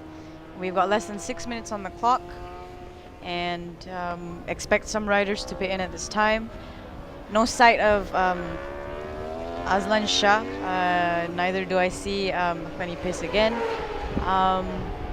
I believe Mark has also pit in, right? With the little smoke, a little fog that he had coming out of his motorcycle. And we have Haruki pitting in now. Yeah, so as I was saying, not much we can conclude from what we've seen so far. I mean, those lap times are really strung out. Haruki Noguchi can do a little bit more. He was ailing a little bit yesterday at the press conference. He was complaining of some kind of viral infection. Hopefully it's not a serious one, especially as I spent a bit of time talking to him. Well, and I'm sitting right next to you now, Barry, so thank you for telling me that. And we still have Zakwan. With 4 minutes and a half on the clock, we still have Zakwan making his warm-ups right there. Yeah, Kazma kind of on a cruise there by the look of it. Not really pushing as we know he can.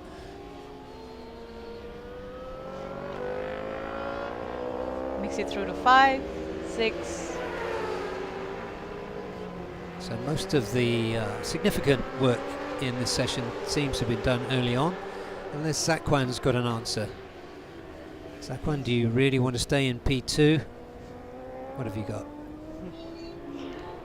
We've got him doing 2 minutes, 07.407, just 0.3 off of Mark, our leading pilot. And it seems to me that he is going to finish the entire warm-up session on the circuit. Did he have any incidents before in the last 40 minutes, Barry? No, you've seen the incidents that we've had so far. I'm interested to see if Zakwan's gonna light things up now. Yes. So can he make it through Hopefully in the next practice round? Yeah, we're looking for some action here from Zakwan Zaidi, riding of course for Honda Asia Dream Racing with Showa, multiple champion. He won 2 championships when the premier class in ARRC was Supersport 600, and then he won, of course, the championship last season. So his best lap time so far, 2:07.407. He's out on track on his own. The rider at the top of the screen, Markus Reiterberger, is in pits with what looked like a sick BMW. Yeah, but it seems like Zakwan, having won the championship last year, will have some serious competitors this year. Yeah, I mean, if you look at the top of the screen here, Reiterberger, Kazma. Yes. Even don't look at the top. Look further down at Aslan, who of course had that crash, but he was in magnificent form, resurgent form indeed in round 1, and you can expect more from him. He crashed, of course, and West is capable of coming up. Haruki Noguchi, double winner in round 1. We've got 1.5 minutes left. Very little going on track, so we're just being treated to a Zakwan Zaidi masterclass. I'm just trying to spot his tyres then, because it looked as though he might have changed the front. No, that's white, isn't it? That's a white strip on the front. So he's still running. Oh, hard do we front. have Aslan going out? No, this is Markus Reiterberger. Oh, there you go. So With 1 minute left on the clock, Marcus is going to make another try or have another go at this. yeah, there's no time for Yeah, him there's to 50 put, seconds left on the clock. but just perhaps to see if it's working before they come out this afternoon for free practice 2. The superbikes are due out again at 13:40. There was a long delay this morning, so there might be some revisions to the schedule, but ASB 1000 FP2 is scheduled for 20 to 2 this afternoon, Malaysia time. And there we have it with 20 seconds left on the clock. Our Malaysian Zakwan Zaidi, last year's champion, you said, in the ASB 1000, and also Marcus in the circuit. Going to have a quick test to see if it fogs up again, the motorcycle he's riding. With Zakwan, it's often hard to see how hard he's pushing, because he is such an accomplished, such a smooth rider, but I don't think he's going to pull anything out of the bag crossing the line this time. Let's just take a look as he comes up to the checkered flag. That was a decent lap, but not enough to bump Marcus off the top spot. Well, as I mentioned to you, Barry, anything can happen in racing. The fastest doesn't necessarily cross the finish line always, as we've known, because results can be very, very surprising and different. But it's been a very impressive run so far for the 1,000 guys, for the ASB 1000 guys. Are the checkered flags still waiting for Marcus? I believe so. Yeah, decent run there from Pasawit Titiwararak, the Thai rider as well, for Astimo Racing with Thai Honda.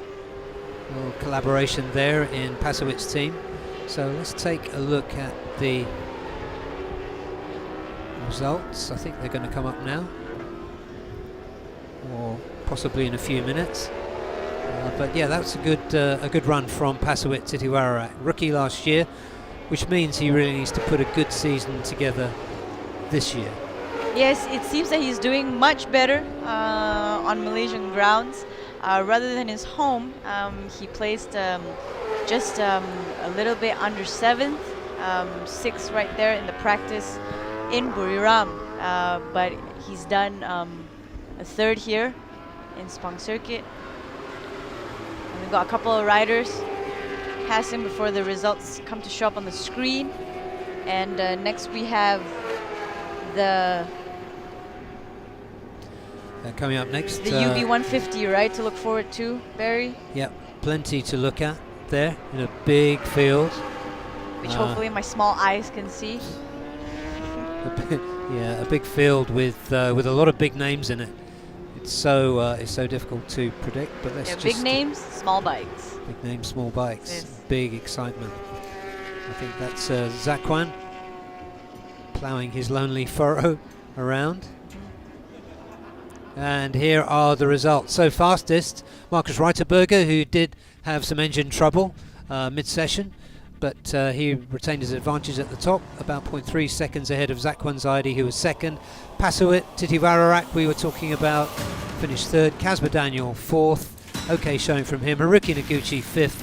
Kemin Kubo, sixth. Seventh, Andy Farid Izdihar, and eighth, Aslan Shah Kamaruzaman, who had his session interrupted by that crash. And looking at P9, Anthony West for Victor Racing MLT Yamaha, best time was just under a 2:10. Jakrit Swangsawat for East NJT Racing. Lachlan Epis, another crasher in that session, finished 11th on a 2:11.7. And TOU Joe, the local rider for Savitar Team Asia, was 12th.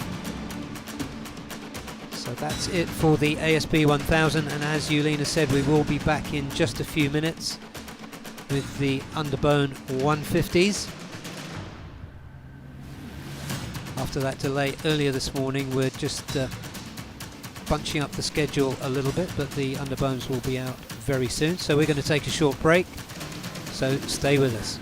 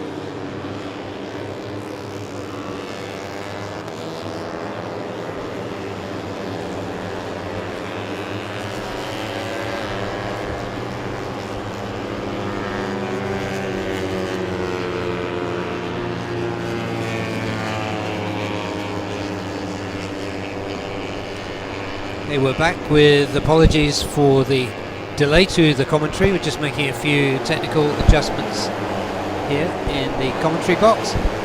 But we're back with just under half the free practice 1 session remaining for the underbone 150s. Yes, very well. We're looking at the 150s now. A group of them passing the first turn in Sepang. There we go, second. And a few guys to look out for. Fazli. I remember we were looking at Wawan Wello in the last round as well, right, in Buriram, but he's now dropped all the way down up to 12. Yeah, Wawan Wello, there's he'll have something to come. Yes. But there's some real favourites at the top here. You can see Nazarul, currently in P1, the perennial favourite and legend of underbone racing, Fazli Sham. There we go. Currently 2, that number 46. Shafiq Rasol, who was a winner in round 1. Hafisa Rofa, who was a winner in round 1. Those last three, all from 1XOX TKKR Racing. And the last year's champion, Wayuaji Trilaksana, in 5th, and Izzat Zaidi in 6th. So some massive names from this class populating the first 6. After that, one of the rising stars, Murabul Vitoni, number 157. So let's just see what we've got on the screen there. That is the distinctive yellow number 46 of Fazli Sham, just going through there. Nobody's really putting the hammer down there. That reddy orange bike at the front is the bike of Pascorn. That's team One for All.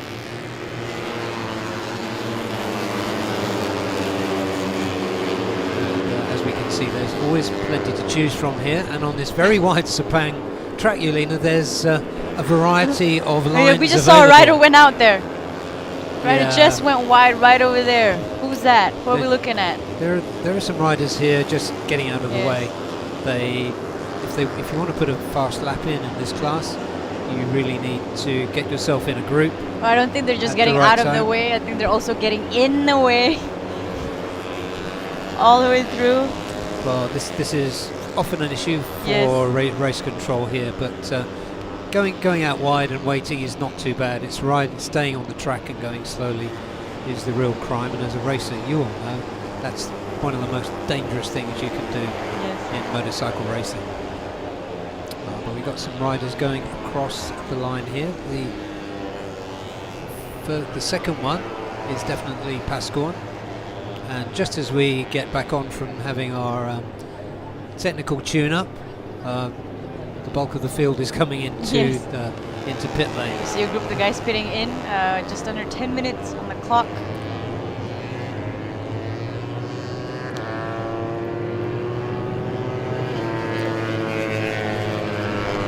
So take a look down this field. There's so much quality here. A lot of it is just at the top, particularly in the first 6, as we mentioned.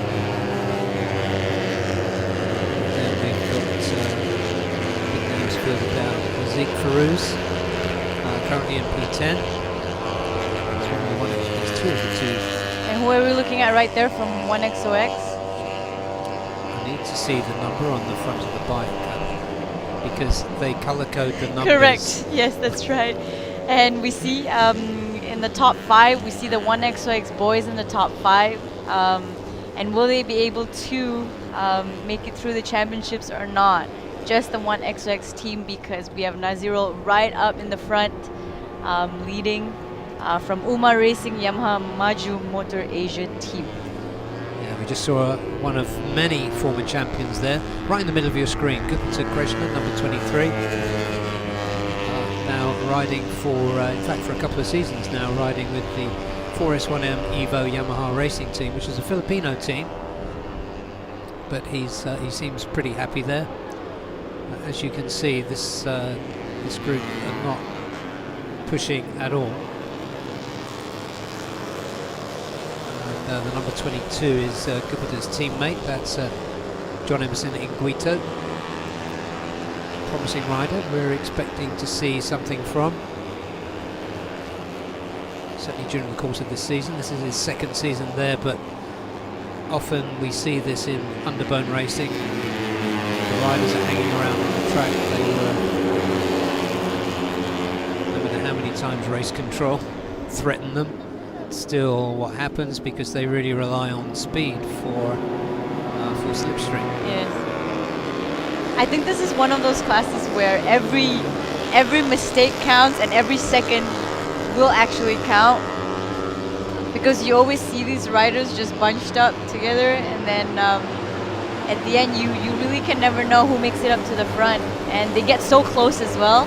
I think it's what most of them have learned, or what some of the Malaysian boys have learned through our Petronas Capri Championship anyways. Yeah, it's a fantastic racing spectacle. It looks as though they're going to put it down for this lap. They're starting now, so they're accelerating hard out of turn 13 Yeah, to let's see complete who the makes lap. it past the line. So hopefully this is going to be a fly from this group of, what's that, about 8 or 9 bikes. A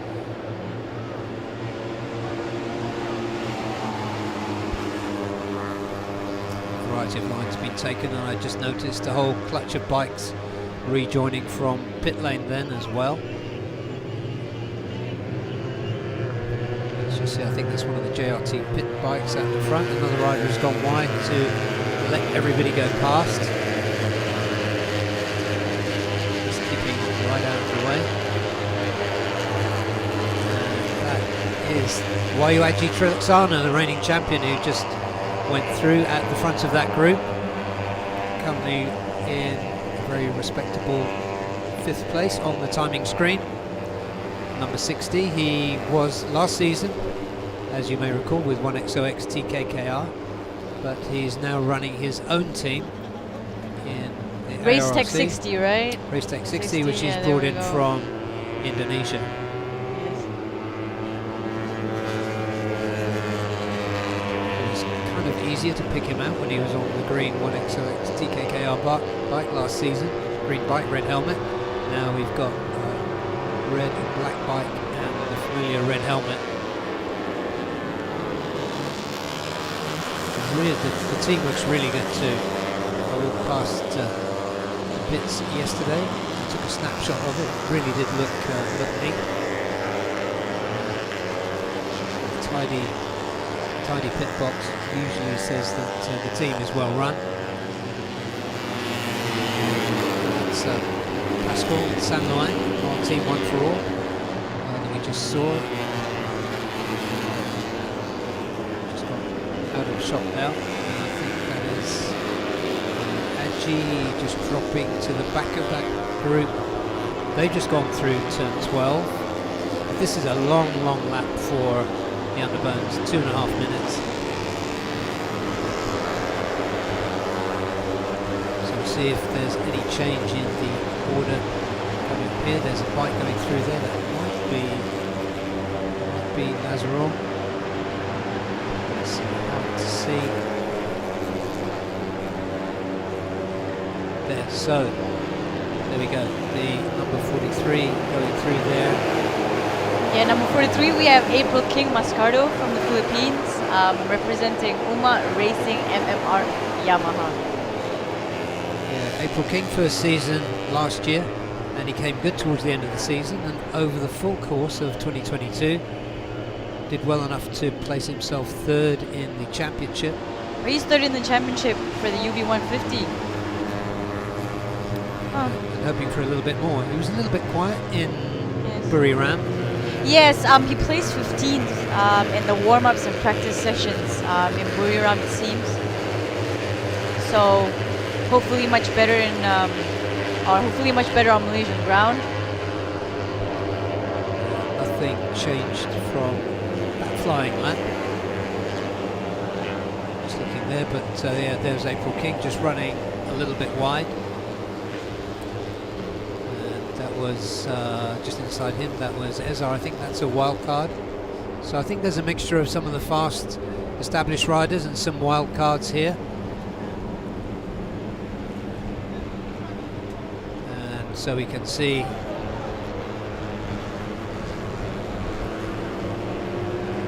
XOX TKKR machine there. again, Pascual attracting a lot of attention here. He's got John Emerson and Guito next to him. And those blue and pinky colour bikes are it's the LFN colours for this season. They were gold and black last year.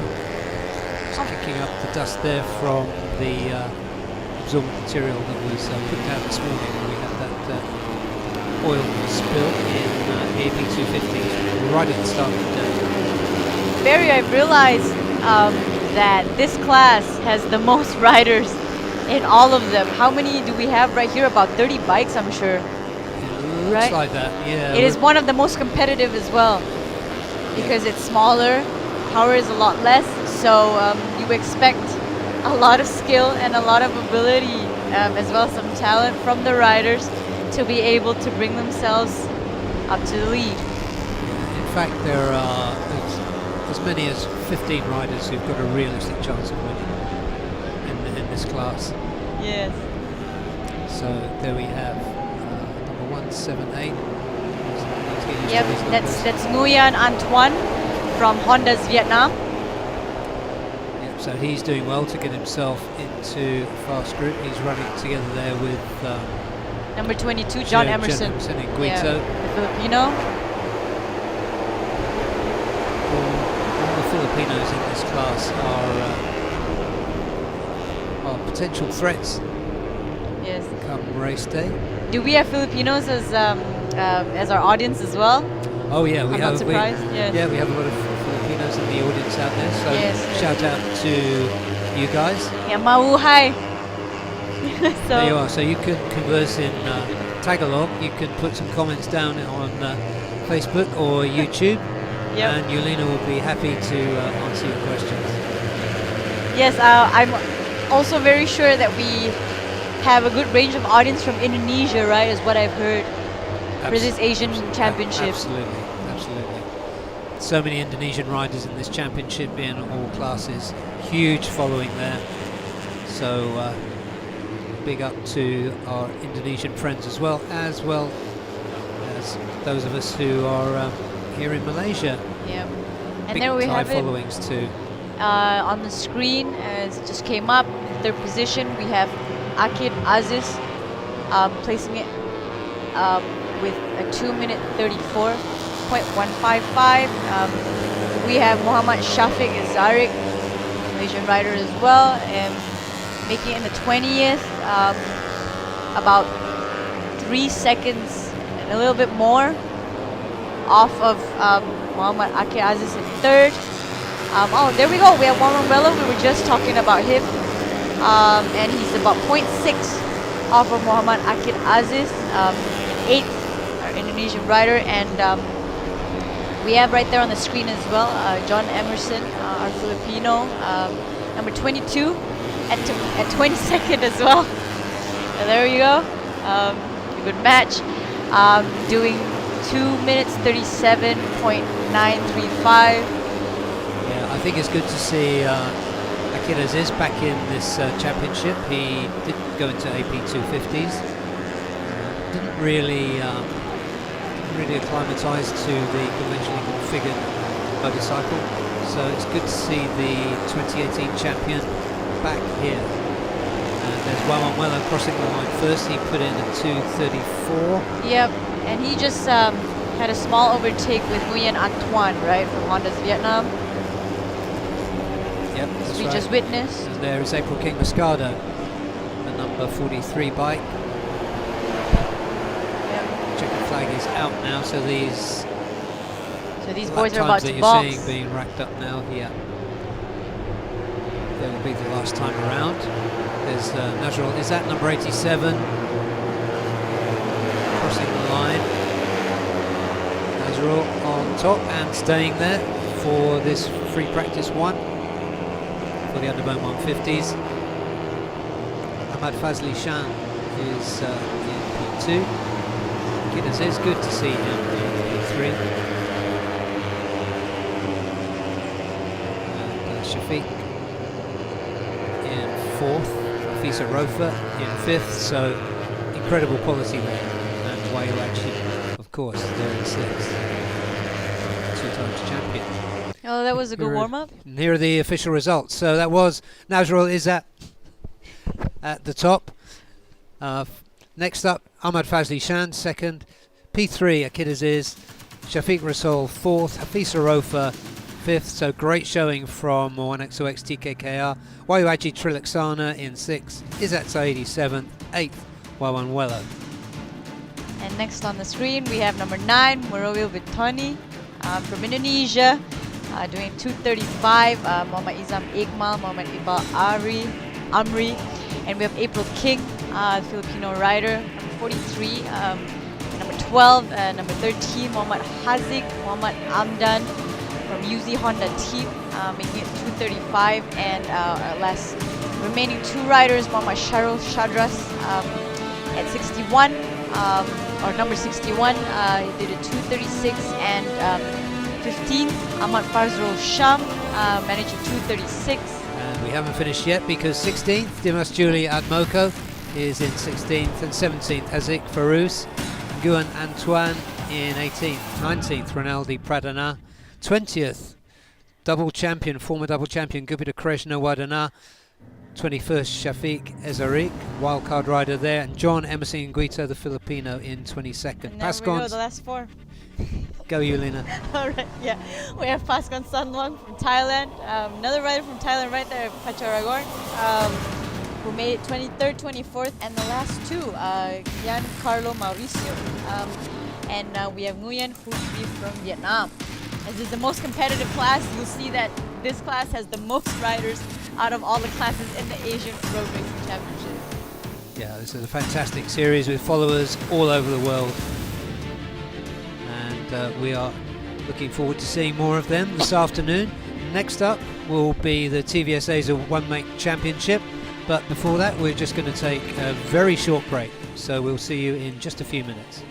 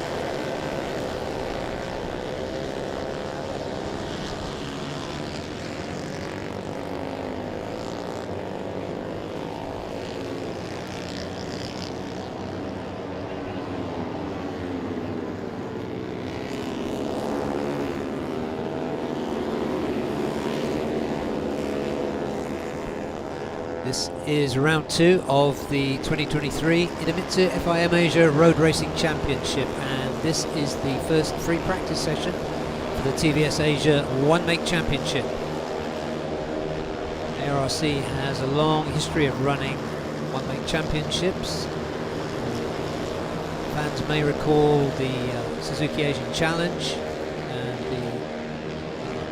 the Asia Dream Cup, which was run by Honda. Well, now we have the huge Indian manufacturer TVS. Launched this a year ago exactly at Sepang, and the class has really developed a lot since then. These are the TVS R310 Apaches. Yes, you can buy them in the showroom. These are race specials, so they are around 20 kilograms lighter than the road bike. There's a bit more power in the engines too. These are 310cc single cylinder BMW engines, so they've got plenty of punch.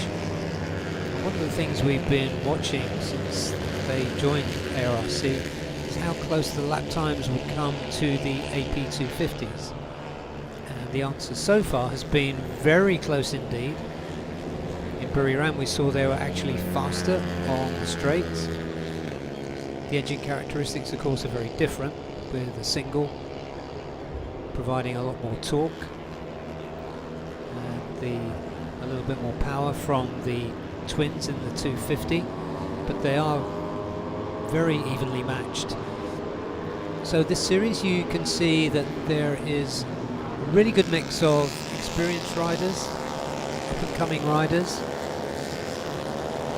and as we go through this practice session and as we get some information up on the timing screens, we can go through some of those and try and piece the information together as best we can.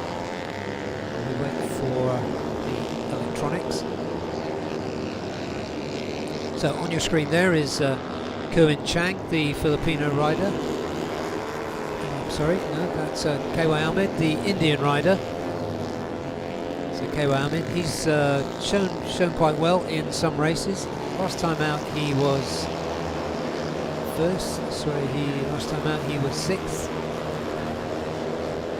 in Buriram, and he's just been challenged there by the number 10 machine of Ramdan Rosli, a very well-known rider in ARRC, very well-known rider to Malaysian fans. He's crossing the line now to lock up a time of, well, he's got a time of 2:24.889 in this free practice 1 session. This is a 20-minute session for this class. There is Muzakir Mohammed, the number 11 bike, another very well known and celebrated Malaysian rider. So good to have these in the class. Yulina. Yep, so we have Muzakir and Piawat right there, kind of going wheel to wheel. Just right earlier, turns 1, 2, 3, 4, and yeah, early stages. KY Ahmed yep, is leading the way, which is good to see an Indian rider on top. yes. There will always be some Indian riders coming through this this series, of course, being an Indian manufacturer. Correct. I believe TVS Asia, is it an Indian company? Yeah, it's the second largest motorcycle manufacturer in India, so that's very big indeed. Yep. He's been followed there by number 5 machine, which is Arshad Rushdie, the sole Singaporean Is that from rider Singapore? here. Oh, there we go. We have one pilot from Singapore. There we go. Absolutely, and it's rare to see. Yeah, he's made his presence felt during the course of last year. At one point, getting a pole position Yep. at And Chang International. sitting at the top 10 as well in the practice warm-up sessions in Buriram. Yeah, currently sitting 4th on the timing screens in this very early stages of this free practice 1 session. KY Ahmed at the top. Yeah. For the first time this year, these bikes are running slicks, as indeed are AP250s. So we could see some differences in the lap times. I think we're going to see some large differences. We expect definitely a lot more. And weather is looking pretty great in Sepang as well, kind of scorching hot. And on these slicks, let's see what these 310s are capable of. Over on the screen right here, that just came up, we have Muzakir. Oh no, we have Piawat from Thailand right there, sitting in first, doing a 226. And in second, we have Muzakir, who did a 225. Remember I mentioned this, Barry, the fastest may not always cross the finish line. So, oh, but Piawat just did a 222 right there, was it not? Is it that on the screen? Yeah, the left side of the screen right there. Yeah, Piawat's one of the really high quality riders, along with Muzakir and Ramdan Rosli, who've come in and really spiced this this class up. He was formerly with Thai Honda and scored a lot of pole positions, quite a few podiums. Didn't quite get the race results that he should have done last year. Anyway, it's great to see him in this class and mixing him up. He took a P2 in race 1 at Buriram, behind another Thai who we haven't seen yet, but he's running the number 1 plate, which is Vorapong Malahuan. Vorapong is also the project leader and mentor for the riders in this series. And going back to the one and only race that was held early in 2020, before the pandemic really broke loose, Vorapong scored a P4 riding one of these TVS Apaches in the AP250 class. So the idea was born thereafter that it would be a good idea to have a one-make championship, which ARRC was at that point missing. So that's the plotted history of this. Vorapong, as well as being the leader, won the championship last year, and he scored a double win in Buriram, first time out. Although we have to say he fought really hard for those victories. The race 2 victory was done with a margin of 1/1000th of a second, which I can tell you, when you're doing live commentary, you can't see the 1/1000th of a second. Yes, Who's but quite good at. the rider can probably feel it. The rider can probably feel it being in a one-make race as well, where everybody's basically on the same bike, same as you. So everybody has the exact same ability, the exact same, not ability, but the exact same, you could say, tools. And of course, having different abilities, we always get to see in one-make races the talent and the skillful ones. It normally brings out, the talent and the skills out of the rider, right? Because it is a one-make race, and everybody is provided with the same machine. So it's a great series for developing talent, with no doubt whatsoever, and it's nice to have this mix of riders. What I'm looking for here is riders like Tayo Saito and Fugo Tanaka, who hasn't come out on track. These are riders that have gone really strongly, that are not showing quite yet. yes, although Tayo Saito of Japan has placed a little bit on the bottom of the list in the last practice session in Buriram, yeah, he's also looking about they're in the same position right there, roughly in the same position, about the bottom half as well. So hopefully we can see some Japanese talent shine bright as well in the TVS One Make Championship. Yeah, these two riders here we got on our screen, Arshad Risti, the Singaporean we mentioned a few moments ago, being chased by Kuin Chang, who's new into this series, the Filipino rider. He would look pretty feisty in Thailand, although the results didn't quite reflect that. But I fancy him to come on during this season.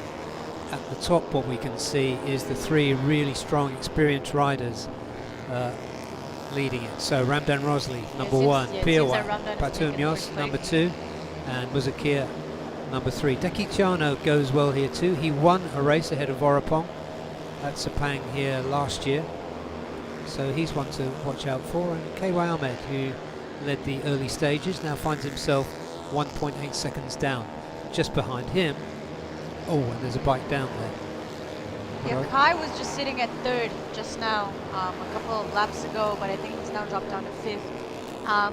We then have Vorapong from Thailand 6th. And who's that right there by the grass? Without the number, it's difficult to tell. But what I was going to say about Vorapong was now he's 2.8 seconds down. There's 7 minutes left on the clock. He will be putting himself back up into the top 2 or 3 before the session is done, unless he's got a problem. We had Kerwin and ARRC fighting earlier, right? Yep. Quite closely. But let's see if they manage to climb up or not a bit further, as we have a bit less than 7 minutes on the clock. There's Taran Pob, just gone past there, the new Thai riders to the series.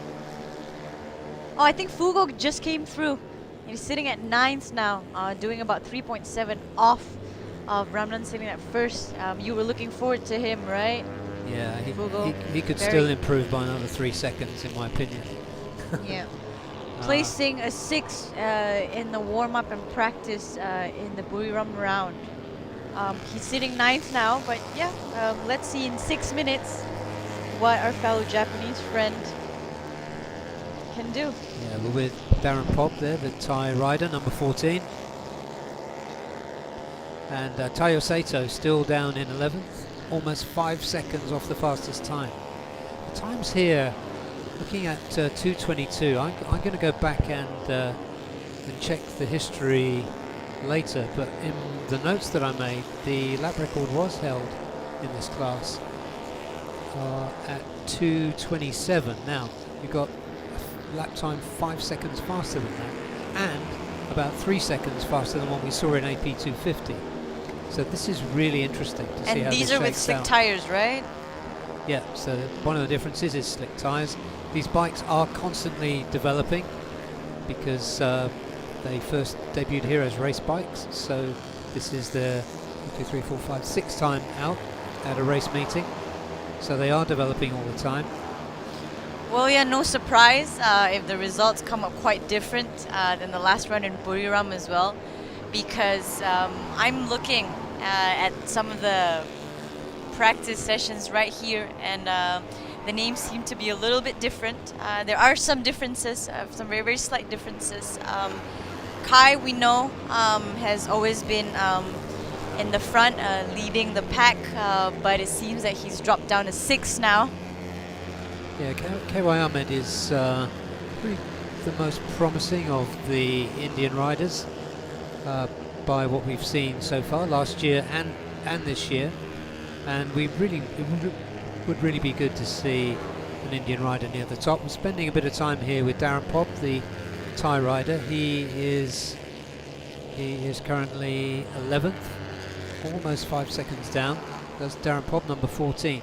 Number 15 is a new rider. I don't know who that is. Chira. I haven't got that on the entry list.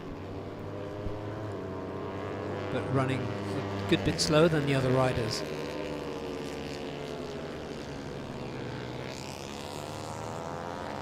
So Ramdan Rosley still sits at the top. He's bettered his time to 2:21.905. Just 67 hundredths of a second ahead of Piawat Patumios. Muzakir is next up, just behind them, 0.3 behind them. And then Deki Tiano Aldi, the Indonesian, behind them. So we've got Malaysian, Thai, Malaysian, Indonesian, Thai, Indian, Singaporean, Indian, Filipino, Japanese. Just to do it another way. That's the race filter. Oh, that's a good one, Barry. Yes. And we're looking at the screen right now. And we still have Ramdan up in the front, and it seems that there's an issue right there. bike number Bike number 10. So bike number 10 with Ramdan Rusli, it seems that he's going to pit in. Yeah, Or he might finish his lap because he's slowing down right there. Signs of him slowing down the He's motorcycle. earned himself a break, to be fair, with that 221.9. Yeah. So if that's his session done, he can be pleased with that. He had a technical problem that robbed him of a few places in Buriram. I think it was in race 2. Well, yeah, but he did himself pretty good this time in his home ground. So that is what a good machine, a good functioning machine will do for you. You'll need everything to be well in working order. But yes, he's performed, as you can see, a 221.905 in Sepang with these new slick tires. Well, unless Piawat actually surpasses him, or Muzakir surpasses Ramdan's timing, but it seems to me like there's a bit less than 2 minutes on the clock, so some riders are already pitting in. Yeah, and the project leader, the defending champion, and the championship leader, Borapong, almost 2 seconds off the best time in 5th. So this is quite an intriguing session, really. There's Tayo Sato, the number 12, we just saw on our screen. He's capable of more than this too, so there are some surprises there. Is that a rainbow design on his helmet he's running? So that's number 12. Yes, it is. Tayo Sato. Yes, it is. He's got a rainbow painted ARRC helmet right there. Yeah, shout for him. Yes. Marking a 227 in 12th position. Actually, just about the same that he did in Buriram. Signs of him slowing down as well, I suppose. Yeah, he's coming in. There's just 45 seconds remaining. So just got a shot of that huge clean-up job that was done earlier this morning.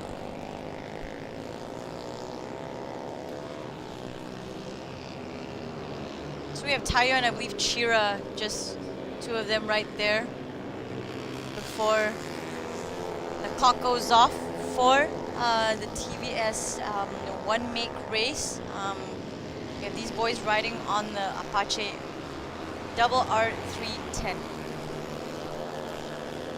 Yeah, it's a really nice looking machine. The riders genuinely enjoy them. One of the developments we saw was taming the tendency of the rear wheel to lock up under braking, as you can imagine with a high compression single cylinder engine. That can be a problem, and the ECU provided by ARRC has smoothed that out, so that's just one of many improvements that's been made to these bikes. And we see right now, Barry, they've just passed the checkered flag. Yep, so that is, looks like we're done here. That's a very very widely spaced set of lap times there. Yes. Going from top to bottom, but the first 3, those experienced riders, Ramdan, Piawat and Muzakir, pushing their bikes around really fast, several seconds under the lap record from last time. So it'll be interesting to get a review of that later. Let's just wait for the results to come up on the screen, as 2 of them will pit in. We have Tayo that just pit in with this rainbow helmet. I think it's his signature. Well, having distinctive helmet designs does help us a lot, for yes, sure. Of course. So we're grateful to him for that. Yep. So there we are, a little bit of a breeze there, evidently, from the camera movement we can see on the screen as here come the results, and that's confirmed that Ramdan Rusli, the Malaysian, 221.905, phenomenal time. Just behind him, Piawat Patumios, the Thai, another experienced rider, Muzakir Mohammed in P3. 4th, Deki Tiano Aldi, former winner before, reigning champion, Borapong Malawan 5th. 6th, KY Ahmed, the leading Indian. 7th, Arshad Rushdie, the Singaporean rider. Fugo Tanaka in P8. Yep, a variety of flags right there on the screen. And once again, on the second page, we see Jagan Kumar from India, number 6, did a 2:25, which is 3 seconds? 4, almost 4 seconds off of Ramnan Rosli. Interesting lap times right here. These bikes don't look easy to ride. We have Kerwin from the Philippines at number 10, 11. Darren from Thailand. Tayo Saito from Japan. 13, Deepak. And the results just went off the screen as I was reading them. Yeah, but as you rightly said, a nice variety of flags to see there, and that genuinely is a really good thing to see. That wraps it for the TVS Asia 1 make. We're going to come into the FP2s in just a few minutes. We'll be back with free practice 2 for the AP 250 class. Plenty to talk about there. We'll be back in just a few minutes, so don't go anywhere.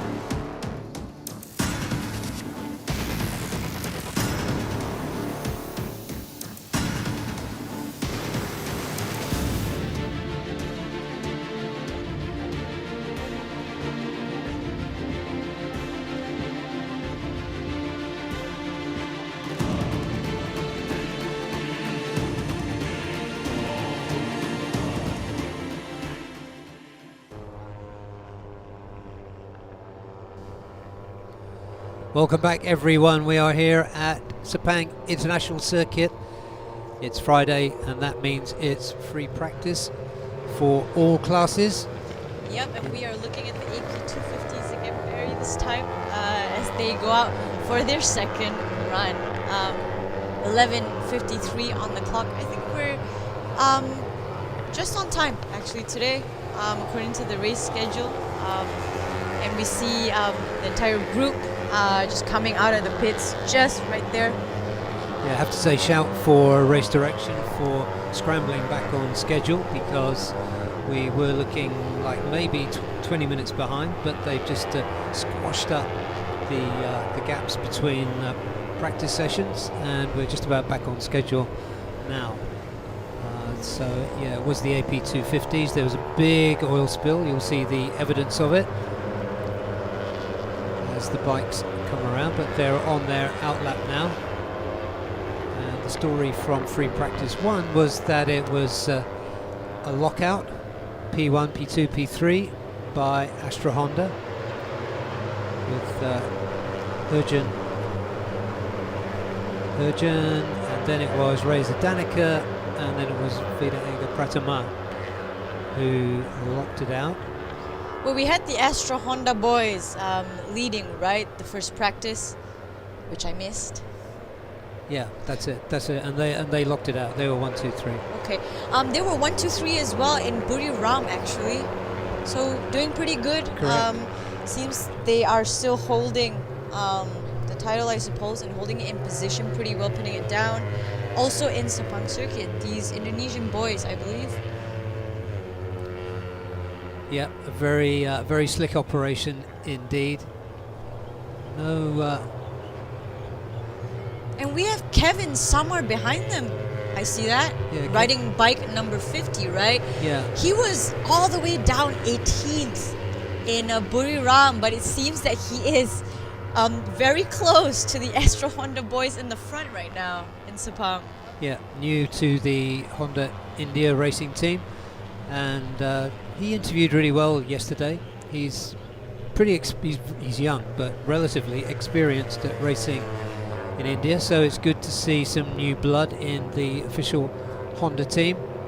That's the number 50 there, the white machine with the red flashes on the front. Yes, he's on a new motorcycle, you said, Barry? He's new to the Honda Racing India official team. Yes, but a very huge difference. He's come very, very far up the front compared to what he did in Buriram. So this is a very interesting change. Yeah, and this is early stages, of course. We also have there's 1, 2, 3 or 4 women in this series. Something I look forward to. There's also 23 minutes on the clock, so you are very right and very accurate in the sense that we're just looking at the first few minutes, so we'll have to see what happens next. But it looks to me so far that we have a few new names that are going to be leading the AP 250. One of the new names we just saw going through there, turn 13, leading that group through is Vega Eda Pratama, the young Indonesian, new into this series from the acclaimed talent production line of Astra Honda. There he goes, and sure enough, he's put himself into P1 with the 2:31 on that flying lap. Those lap times will come down significantly, and hey presto, there it is. Hurjan is at the top with the 2:24, so that's much more like the pace we can expect. But there is Vida Ega Pratama. He acquitted himself really well. Very first race at Buriram, finished second behind Reza Danica. So yeah, as we see a lot of Astra Honda lockouts. Yes, I believe that the Astra Honda boys are still leading up the front. We have Herjuna at number 1 there, who's done a 2:24.022. And then we have Reza Danica, bike number 123. That's 1.6 off of Herjuna, and Irfan also from Oh no, Irfan is from Motul Sniper Manual Tech, also an Indonesian team. Yeah, Irfan dropping down from 600s. Yes. And very quick rider. He's got a bit of a loose disciplinary record. He was disqualified in race 2, but really fast. And good to see him here. The number 94 there is Warit Tongnopakun. He was formerly an official Thai Honda rider. He's now in the very well resourced East Privateer team, East NJT team.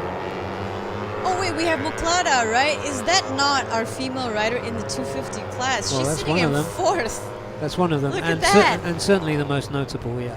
Yes. Former Asia Dream Cup champion. Correct. Sitting in 4th behind Irfan, which we just talked about earlier, right? Motul Sniper. He was 8th. He was about in the 8th place, a little bit just below number 10 in Buriram.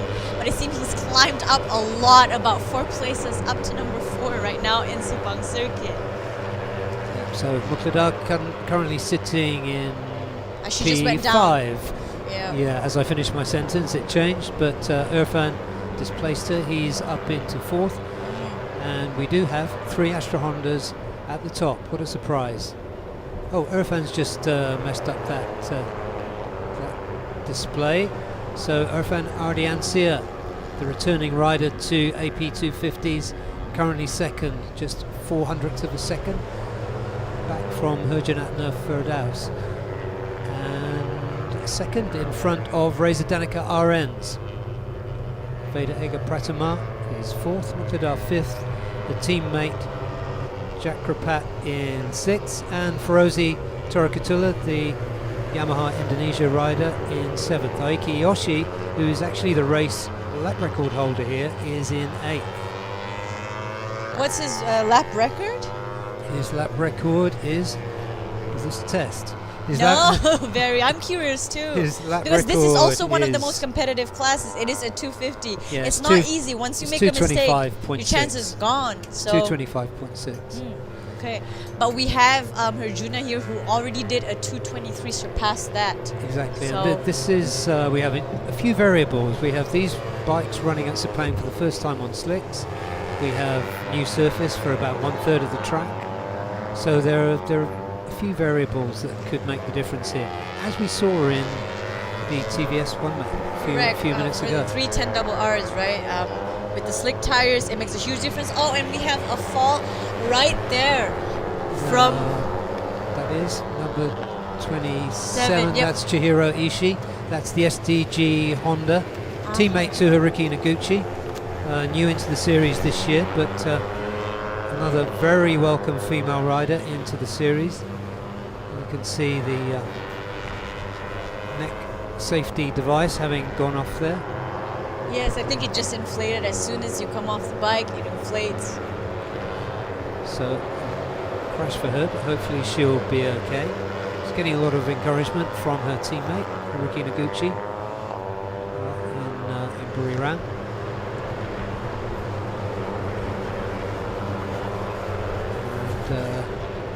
With 33, just looking down the order. We for have Kao some Vietnam interesting here. and Louis- Wahyu right down there, Yeah. Barry, but it seems that they've not started yet because I don't see any results on the screen. Okay, so we've got another good performing female rider there, Liu Chun Mei in 14th. Top performer, of course, is Muqtada for now.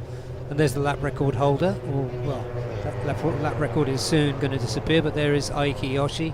He has had some great results here. He did spend a couple of seasons in the shadow of Andy Mohammed Fadli, who has moved up now into Supersport 600s.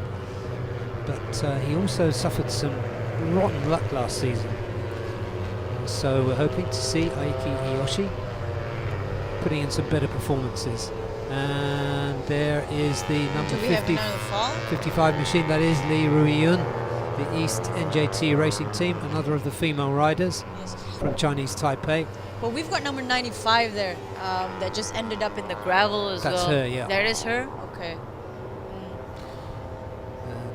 The number 36 machine there, that's Ferozi Torikatula.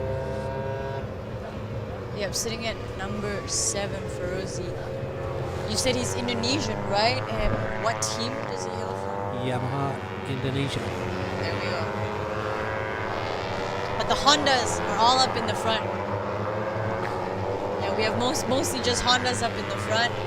I think McLaren as well is on 1. Yeah, the record shows that it really is Hondas and Yes, leading up in this Kawasaki's. class. Yeah, Yes. the Kawasaki's too. There are fewer Kawasaki's, but I think there's not much between the bikes. Let's just take another look at this incident here. So that's one of the Bunsu Honda bikes getting out of shape.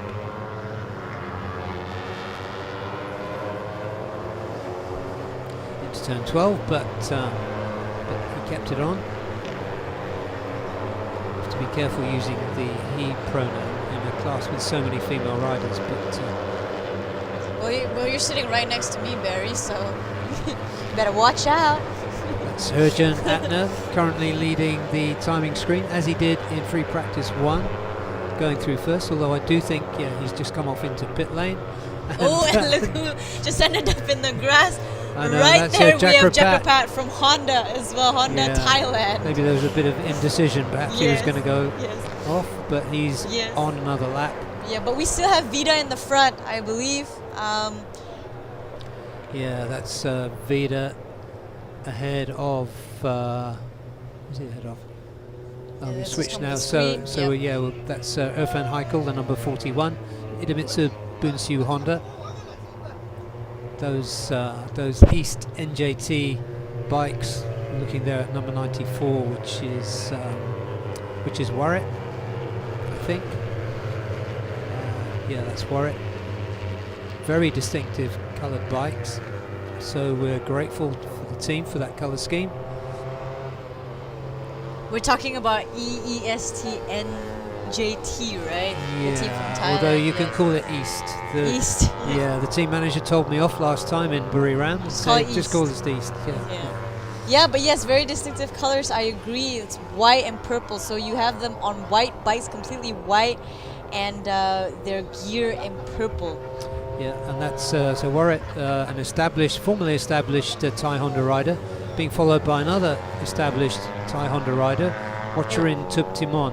2 really good riders there they've got in that privateer team. So they're capable of getting in amongst it. Yes, and being on Hondas as well, as the boys leading in the front, as well as the girl leading up the front, are Hondas. So I'm pretty sure that they can get a lot more in. You can see there that they're struggling a little bit. Yeah, Herjan, so we've got Honda, the Honda of Herjan, of course, the Astra Honda. But that's the Kawasaki of Irfan in P2. I think we'd see more, if there were more Kawasaki's in this field, we'd see more of them at the front. I think they're quite evenly matched with the Hondas. But yeah, you've got Yep. Astra Honda 1, 3, 4 at the Yes. moment. But I believe Irfan is the only one on a Kawasaki, no? Fighting amongst the Indonesian boys on their Honda. That's Pretty it. good. Next Good up fight, is that. next up is Aiki Yoshi in 5th, and then 8th is the Ferozi, you said? Ferozi, Yeah. who's on the Indonesian Honda.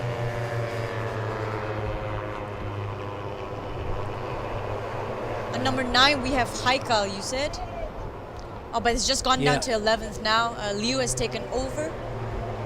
And that was a female rider you mentioned from China, yes? Yeah. She's So just taken over Ferozi now. She's sitting at number 9. yeah, so that's a good sign as well. See another female rider getting up there. Muqtada is the one that everybody knows. She's currently 2 seconds off Herjan's time. Now, so we've got mid-session pit stops there for a whole bunch of riders. Yeah, on the screen we have Irfan still on a CBR 250, I believe. It's a different Irfan, it seems. Yeah, it's a different Irfan. that's the yes. Bunsu Honda. Yeah, it's a different Irfan, yeah. Irfan, yes. and he's running there with the two East NJT Yep. Hondas of Warwick and Watcherin. Oh, they've listed him down as Heiko, number 11, right there, number 41. yeah, Yeah, instead yeah. of Irfan, because there's two Irfans in this class. Irfan Heikel, yeah. Yeah. Good work by the timekeepers. Shout out to all our friends here. Takes a whole range of people to make this happen. Yep. And we have the East team there that just that has just surpassed Irfan, our second Irfan, from the other Bunsu Honda team you mentioned. And they're leading up the front right now. However, they're still about 3.5 seconds off Herjana, who placed in the first today and made it out with 2 minutes and 23.465. Yeah, so some wide lines being taken there into turn 12 by those two Thai riders on the East NJT machines. Many ways you can find your way around this circuit. It's so wide, isn't it, for a motorcycle? Yes, well, even if you make a mistake, you're still in the track, so. There's a Yamaha going through there. I can't quite see which one that is. There's one of the Bunsu Hondas, one of the Malaysian Hondas behind him. That's the number 89 machine. Yep, that would be Wahyu from Wahyu- Indonesia. Wahyu Yamaha Nugroho, Indonesia. yeah. Yep. Another really good rider. We've seen great things from him in the past in Underbones. Good to see him in this class. It seems Kao from Vietnam did not start because I actually haven't seen any timings on the screen, but it's shown right here that there is no time number 65. Rider number 65, it seems that he has not started at all. And we've got 10 minutes left on the clock. Some riders already boxing in. Yeah, something similar happened with Cal Vietnam in round one. He sat out 1 or 2 sessions, but he still had a good race. They've got the latest version of the Honda CBR 250RR. There is a new version. He's got one of them. He seems pretty happy with it, and he's a good rider. And he's kind of, he's got kind of iconic status in the Vietnamese racing community, such as it is. They have no tracks there. Well, with a name like Kao Vietnam, coming from Vietnam, of course. Yeah, yeah. It might be an adopted name. I had a conversation with him once. I can't quite remember. He was challenged on it anyway. Right. But I'm pleased to see, especially as I'm sitting next to you, that we've got 2 women in the top 10 currently. Correct. However, the 2 riders that have appeared on screen right now here, we have in the 7th position. Oh, it's just come off the screen. On the 17th, we have Wahyu. We just spoke about him. Number 89. His best lap being 2 minutes 30.61, which is about 7 seconds and a little bit more off of Herjana and the leading boys. And he's gonna make it to his next lap now. You can just see the countdown on the lap timer right there, little counter. Wahyu Nugroho could come through as one of the fastest of the Yamahas. Currently a long way back though, but we know what he's capable of. Another one of the Thai riders there, Thai Honda rider, the number 11, Tanat Leong Pliao. He's quick normally, but languishing 4 seconds adrift in P15. Wahyu Nugroho, blue bike. Right, he's just Pink passed helmet. the timer right there with Nugroho and made it for a 2:32. Yeah, that's not going to do him any favours in the standings here on the timing screen. Seen very few changes actually.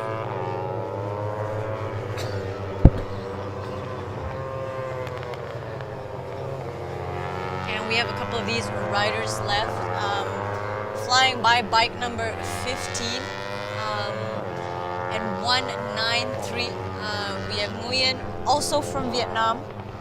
Oh, and there we go, Leong from China, is that? Yeah. Number 19th and 20th each. From Hong Kong. My bad. So yes, sitting at 19th and 20th. And they just about did a 2:31.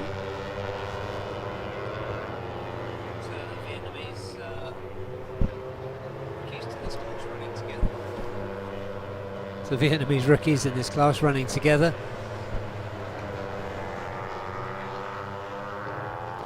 But there hasn't been any change at the top for most of this session. Those fastest times were registered quite a long time ago now, some maybe 20 minutes ago.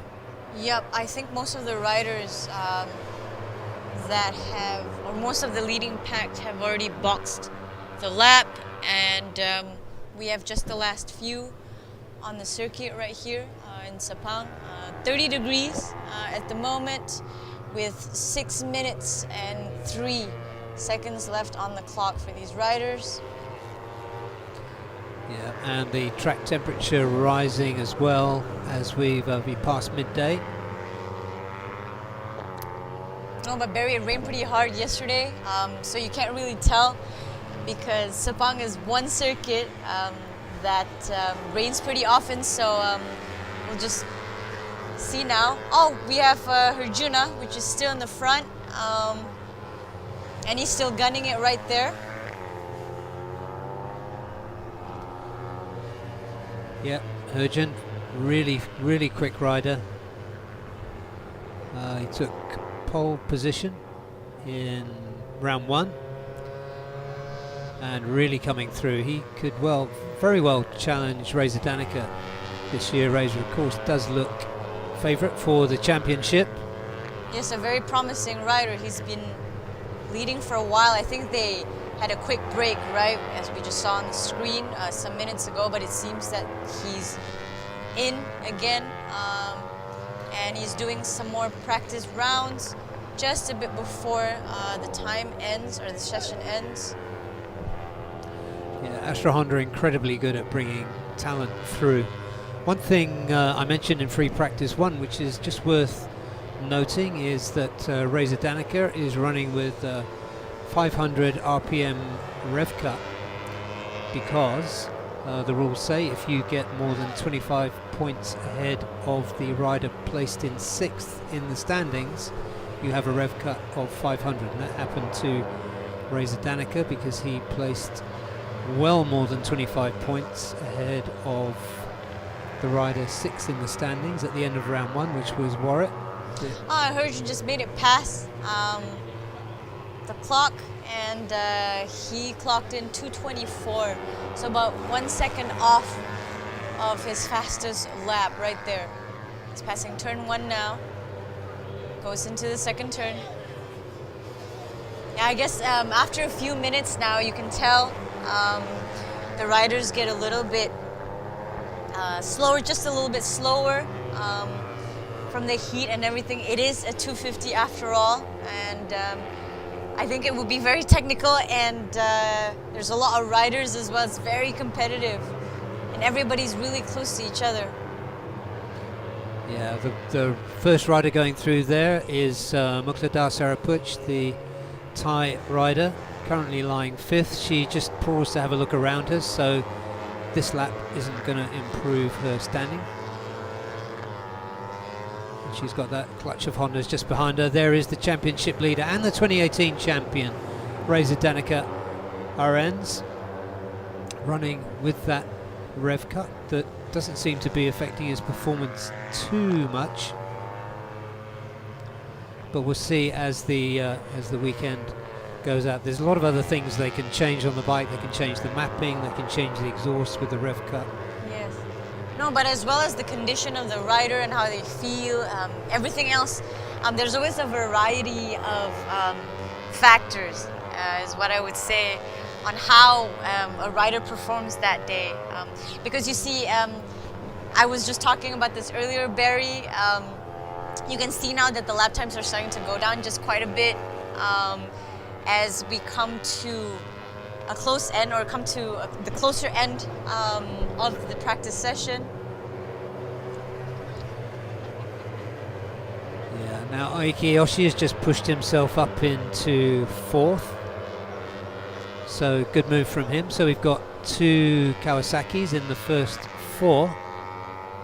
So that's mixing up with the Hondas, which is good to see if you enjoy variety, which we do. But talking about the effect of rev cuts, last year Andy Mohammed Fadli was running away with the championship in the early stages, and he got 1 rev cut, then he got another rev cut, so it was 1,000 down, and that really did affect his performance. He had to fight like hell for the championship, and it was won on a count back against Reza Danica. They were even on points at the end of the season. So Reza Danica will be looking to make it not so close this time around, but he is running into the same issues that Andy Fadli hit at this stage last season. Well, you see, Reza did pretty well. As you mentioned, he placed first in the warm-up sessions in Thailand, in the Chang circuit. However, he's placed 3rd this time. So I'm wondering if the ref cut has anything to do with that, because he's right behind Irfan on a Kawasaki. Oh, and Muklada has dropped 1 position down right there, in 5th earlier to now 6th. Yeah, she's 2 seconds off Herjan's time. Those haven't changed, but other riders are jumping into that top group. There are. Yeah, but we have 2. Haikal. Yeah, we have Yeah. Haikal right there, and Muklada. Yeah. And I believe that Haikal is just past her. Yeah, just past her right there. Yeah, and Idlan Hakimi running through with them Yeah. as well. Idlan, where is he? He is now 7th. But big time differentials. We've seen this in other classes so far Yes. today. But it seems that we're out of time, and the session has ended for the AP 250 Barry. But let's wait until they pit in and have a look at the results on screen later on.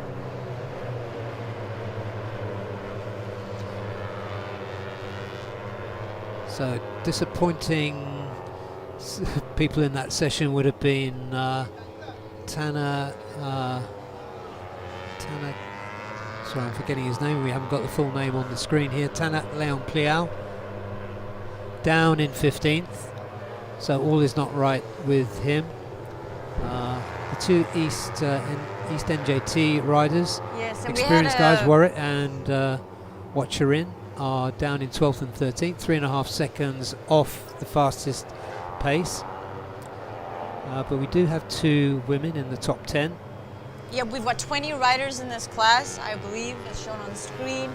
However, we have Kao from Vietnam, who didn't actually even start, and I think a little bit less than 4 falls today in the 250, right?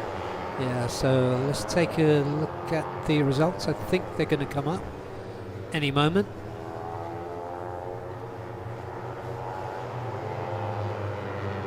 Still a few bikes out on track. Yeah, let's wait for everybody to box, and And here there they we go. come. So, number 1, as he was for most of the session, Herjan Atna Ferdaus. 2nd, Irfan Ardiancia, the fastest Kawasaki in the session. 3rd, championship leader and double winner from round 1, Reza Danica RNs. 4th, Aiki Iyoshi, formerly the lap record holder at Sepang. 5th, newcomer Vida Ega Pratama for Astra Honda. 6th, Muqtada Sarapech, lying 3rd in the championship. 7th, Idlan Hakimi for IDEMITSU FIM Honda. 8th, Jack Kripat Putisan for Honda Racing Thailand. And on the second page, we have Liu from China right there on a Kawasaki. 10th, Farozi. And from Indonesia, 11th, Irfan Haikal. 12th, Warit from Thailand. Another rider from Thailand, Watcherin as well, both from the East NJT Racing team. 14th, Kevin Summer from Honda Racing India, and from Honda Racing Thailand sitting at 15th for the second round of the practice session, sitting for the AP 250. On the next page, Yeah, just to finish that off, we've got Chihiro Ishii, who we saw crash for SDG Hawk Pro Honda. She's 16th. Wayunda Groho, we have some more to come from him, I'm sure, in 17th. 18th, Alif Adamsia, wildcard. 19th Nguyen Duc Tan, 20th Leong Nancy, 21st Mohsin Paramban, and Ni Tian from China. Oh, and the last two right there, from the AP 250 of the second practice session that we have today. Cao Vietnam, who, as I mentioned, didn't even start, so there's no timing place right there. And then we have Lee Rui Yun, who did a 2 minutes 36, which is about 13 seconds of Herjun Atna. Yeah, so she needs to pull up a bit. The rider from Taipei. Yep, and there we have it for today. Barry, all of the results, exciting ones for exciting one for the 250. We have a mix of Kawasaki's and Hondas right up in the front. But coming up next, we have the Super Sport 600. I am excited to see how the 600s will do for their second session of practice. Stay tuned, everybody. We'll be right back.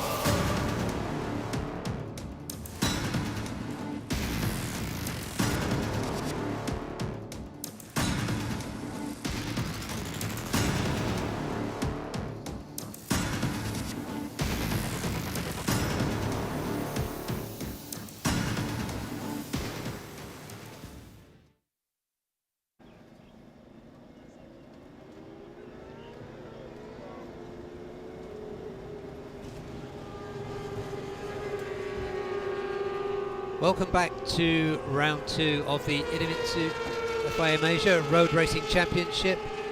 We're here at Sepang International. It's free practice day, as Fridays always are, and coming up for their second free practice session of the day are the Supersport 600s. I'm Barry Russell. Alongside me is... Why are you giggling, Bear? Why are you giggling before you introduce me? What is going on? There, she just introduced herself. So here we go. This is the second free practice session. The bikes are just coming out on their warm-up lap.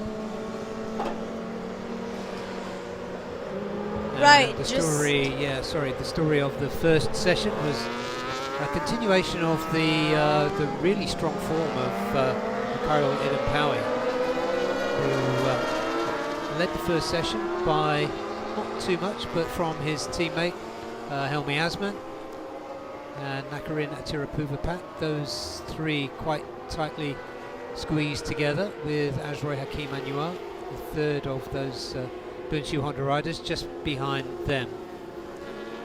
Right, in the last round in Buriram, we also saw Kyril Idampawi leading the Supersport 600, and we have Nakarin from Thailand, from Honda Racing Thailand, placing second, and then we have Ratapong from Yamaha Thailand, and then we had Helmi and Azroy, the Malaysian boys, from Bunsu Honda as well, same as Kyril Idam, same team, that sat at 4th and 5th. But this time around, it seems that our Malaysian boys are comfortable in their home ground. As Barry, you've mentioned and explained earlier that Kyril still in the top, and Azroy and Helmi are doing a little bit better than they did in Thailand. Yeah, those three Bunsu Honda riders, there's so little to choose between them in terms of their speed and ability to win races. Last season, Kip was undergoing a comeback really to racing after injury, playing himself back in, but he started this season in such strong form. He dominated the official test at Buriram that took place just before round 1, and he took a first and a second place in race 1 and race 2. The feat equalled only by, and equalled exactly by, Nakarina Terapuvapat, the Thai rider. Right, but speaking of Thai riders, Barry, I'm looking at the results from practice 1 right here, and we have Ratapong from Yamaha Thailand that sat at number 13th. However, in Buriram, he placed 3rd in the practice sessions. Yeah, So what happened right there? Well, Ratapong, 2018 Supersport champion. He's I don't know what happened in the first free practice session. He should have been much closer than that. We know his quality as a rider, so we're expecting to see him jump up the order this time. Other riders who should be improving would be Gary Salim, who finished 12th with a 2:13, so that's 3 seconds off the best time of Kip. Who else? Andy Fadley, the reigning AP250 champion, who's stepped up. He's making his way in this class. There is Chip Nakarin on your screen there. Yep, The but I number believe 41. they've passed the finish line right there. We have Kyril Idampawi, number 1. He did a 2 minutes 9. Yep, and he's got teammate Panason Kaosongti, and if you've been watching this series for a while, you may remember another rider of a similar name, Grichapon Kaosongti. Well, it is in fact the same rider who changed his name from Grichapon to Panason. So very strong lineup there from Thai Honda in the shape of Nakarin Tirapuvapat, former Moto3 rider, and Panason Kaosongti. I think that's Ratapong we're looking at out here, I'm not sure. Yep, but what I'm sure of is we have Minamimoto, rider number 22, sitting at number 2 as well. He placed right down at the bottom in the practice rounds at Buriram, but he is actually, as I mentioned, at number 2 at this moment in Sepang circuit, so doing pretty well right there from Yamaha Gen Blue. Yeah, and there is Ratapong clocking up another lap there. That was 2:13, so still quite a long way off the pace on the official Thai Yamaha. Yep, so doing a 2-minute 13.9. That's about 4 seconds, almost 5 off of our Kip. Yeah, the best Yamaha out there at the moment is Galang Hendra, the number 99 bike, who is currently 7th. Oh, I saw that right there on the screen. It just flashed right by me. That Minamoto almost passed Kip, but it seems that Kip held it strong and is still leading at this moment. We've got 22 minutes on the clock for the Super Sport 600s. Oh, and we have a fall right here. That is, you can't see it. Yeah. It's, I think that's could be Adananta Putra. Let's just wait for confirmation. No, that's Gary Salim. Oh no, no, it is Adananta. That is Antonanta that went off. No harm done to him, but that bike's had a bit of a tumble. It's going to need a bit of polishing out. Just looking at his right hand there, but I think he's okay. Adananta Putra, having stepped up from AP 250s last season. Yep, and placed himself on 6th. Placed himself in the 6th position for the first practice session, but it seems like he's had a fall in the second practice session right now. And who's that? It's just gone quite a bit wide. Yeah, that's Ratapong. Right. Turn 12.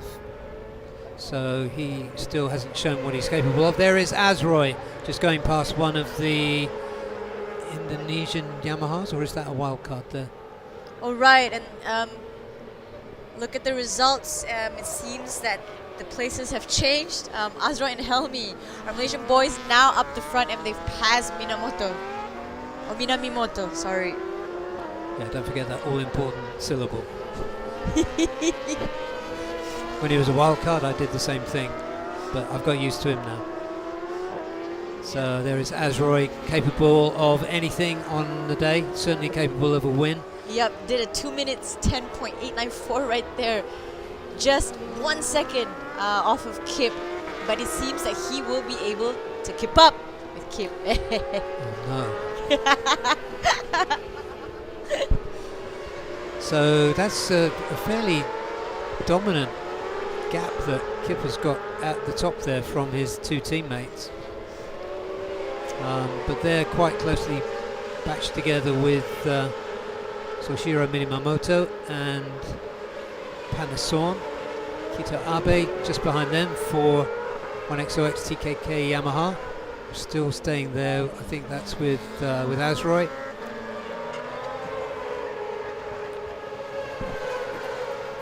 Yeah, but it seems that our Malaysian boys are dominating the 600 class as well with Hondas, just as we saw earlier in the 250s. And who do we have right here? I think that's Nakarin. Yeah, it is. Chip Nakarin has taken a tumble. If you're going to have a fall, then do it in free practice. As well. He will be annoyed at he just himself. waved his hand in the air yeah. like, leave me alone. I got this. Yeah, he won't be very happy with that. He was 2 seconds down on Kip, who he was running very close with. Correct, in free practice 1. And we just talked about him because Nakarin placed 2nd in the round in Buriram, being his home ground, no surprise. But we have Khairul Rampawi, our little Kip, who running there with Helmi. Yep, and he's got about a minute 9 seconds left on the clock before he passes the finish line again. And let's see what he can bring to the table today. And Helmi just went off the track right there onto the gravel. So he almost parked it there, didn't he? Almost. He parked it. He parked it. Well, he didn't fall over, so that's good. Yes, Just need to get the gravel out of the oil catch tray. And did we have Kip looking back earlier, right? so that might pull off a few seconds. Yeah, I don't think this will be a quick one for Kip, but he doesn't really need it if you're just looking at the competitive situation there, because to have a lead of 1 second in this class, where normally 1 second will cover the first 10, and it probably still will by the time we get to qualifying tomorrow. Yep. But that's quite an achievement by Karel Idampawi. Yeah, a few seconds left until he passes the responder, and then we'll see if he manages to surpass his own timing. Is that him pitting in? Yeah, he's pitting. Yeah, he's boxed it. And Andy Mohammed Fadli, he's in the top 10. 2.6 seconds off the top, but only 1.6 off everybody else. And then we've got Gary Salim, Ratapong, still way down. Afifan Ram making his way in this class. And Sha Juntong from China. Number 222 for Victor Racing, 13th, and Adananta, who binned it, sitting at the bottom. Yep, so earlier we just saw Adananta, who had a little fall, but he placed 6th. He placed 6th today in the first practice round, but he's went all the way down to number 14th now after that fall. Yeah, so almost midway in this session. That's Kip's bike. It's really important, even if you're not going to change tyres, to get the tyre warmers in if they're going to stop for more than a few seconds. Yeah, of course, because we know how Kip does it. He's a very skilled rider, having raced in many championships, and he's now pitting as well after having a really good session of 2 minutes 09. He placed that, and obviously they would have to, or he would have to pit in, because you know they have to up Kip his bike. See what I did? I see what you did then. I'm trying to forget it, but looking here, we've got Andy Mohammed Fadli running 2 Yamahas together. And we have Andy Kito Fadli Abe. and Kito Abe running together there as they go through turn 12. That any attempt at a lap time there was aborted. Yeah, so but it seems that there are 3 places of a gap between Kito Abe and Andy Fali. Right there we have Kito Abe, rider number 51, our Japanese rider, who's just about to pass the finish line as well. Did a 2:11, about 2 seconds and over, 2 seconds a little bit more off of Kip. And they're just going to pass the finish line right there. Yeah, very decent rider, Kito Abe. He's on a non-factory Yamaha. He scored 2 P4s in Buriram first time out. Yeah, okay. So it's stoppage time, or stopping time for these guys. They're going to come in next time around. And there we go. They start to slow down a bit. And we see a little wheelie there from one of the 1XOX boys. Yeah, that was Kito Abe, just a little restless wheelie, if there is such a thing. But yeah, Kip still sitting at the top with a margin of 1 second. I'm really surprised at that. And there's Helmy, he's got himself out of the gravel, back on the track, still sitting in P3. A few hundredths of a second behind his teammate and close friend, Azroy. Yep, that's about 0.005 right there between Azroy and Helmy as teammates, as you said, representing the Bunseo Honda racing team. Yeah, a storied team indeed in these championships. I couldn't count how many they've won with different riders they've had over the seasons. Zakwan Zaidi took two Supersport 600 championships when that was the premier class, and they've had many more, including the Japanese rider whose name won't come to my mind at the moment.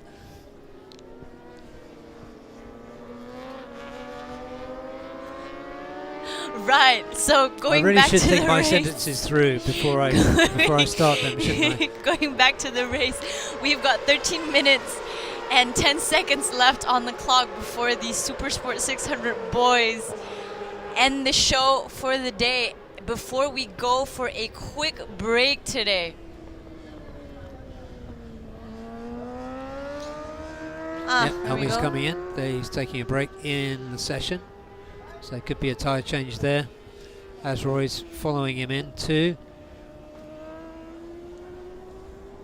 We haven't got the information on screen as to exactly who's out on track and who's in the pits at the moment. Patience, Barry. Yep, and we have our Bunsu Honda boys pitting in right now, as we see. Yeah, and some Yamahas coming through. So Chiro Minimamoto, Kito Abe, Galang Hendra in the top 10. That might have been Galang we just saw going out of the pits, but there'll be a stop now. There is Kita Abe, 1XOX TKKR Racing.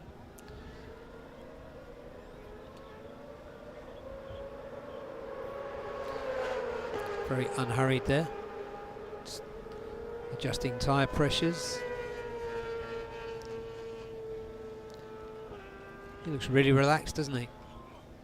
Yes.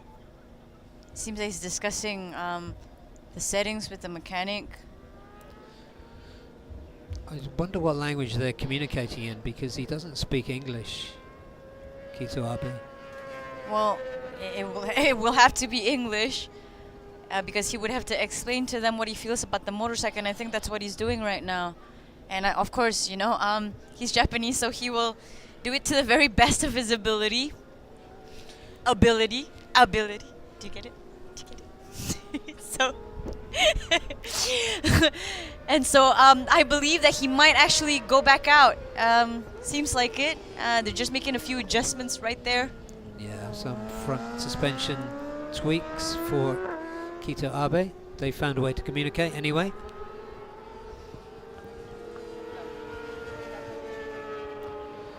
So there's a bit of a breeze here, isn't there, which can only be a good thing as long as it doesn't get too much. Yeah, that was Galang Hendra we saw going out of pits, and there he is on track. There are not many riders on track at the moment. Galang was a few seconds, 3 seconds off the pace in the first session. He's 2 seconds off the pace now,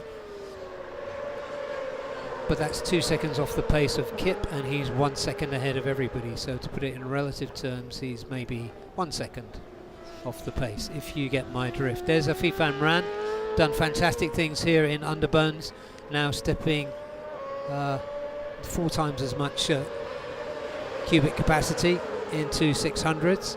So we can expect a rider of his quality to make his way up. Back with Galang Hendra now, the Indonesian. Yep, and he's just passed the last turn, I believe, coming to the first, going to cross the line, the finish line, and we'll be able to see the wheelie right there from him. I think he's playing. Yep, but did a 2 minutes 12 today, about 3 seconds and a little bit more off of our Malaysian Khairul Idham Pawi.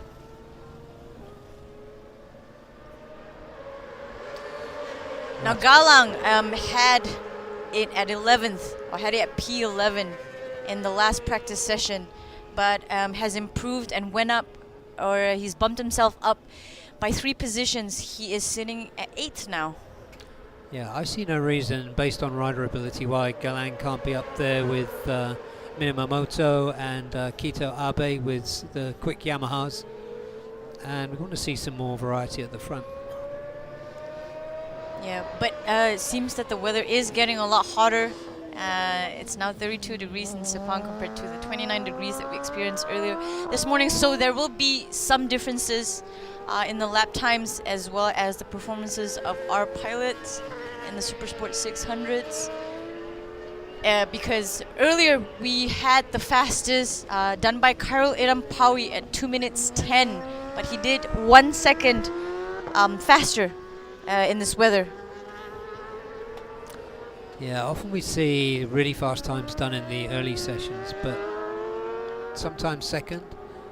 I'm guessing there'll be slower third time out. They'll be out for the third time at 15:40 Malaysian time as scheduled. And we've already seen how good the race direction is at keeping things on schedule.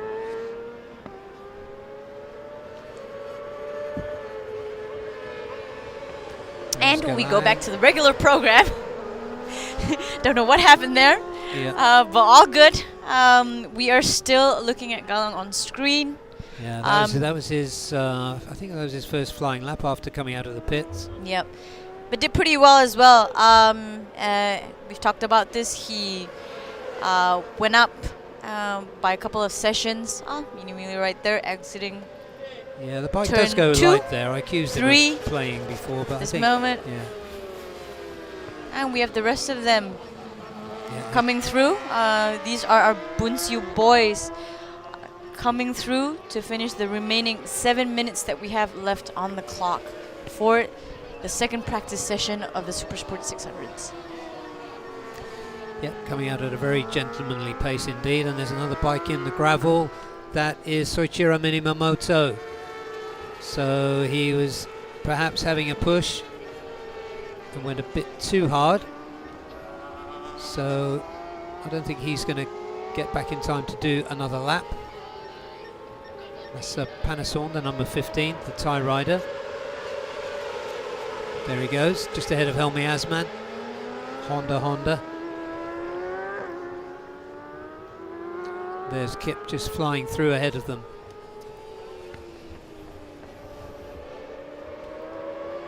Right, with the quick break and minor adjustments, let's have a look and see if the boys can supersede their own previous time, because they're doing a lot better now this time, because it's a lot hotter as well.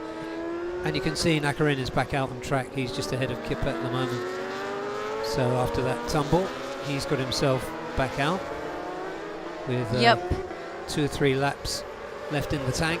Yep. P3 in the first session, but P7 at this moment with that little tumble.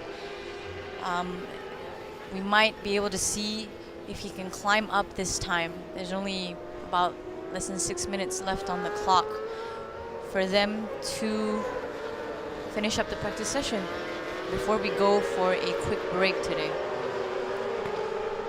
Yeah, he was a good deal faster in the first session. We can't see the absolute lap times for anybody except Kip at the moment, but he did it to 2:10.8 this morning.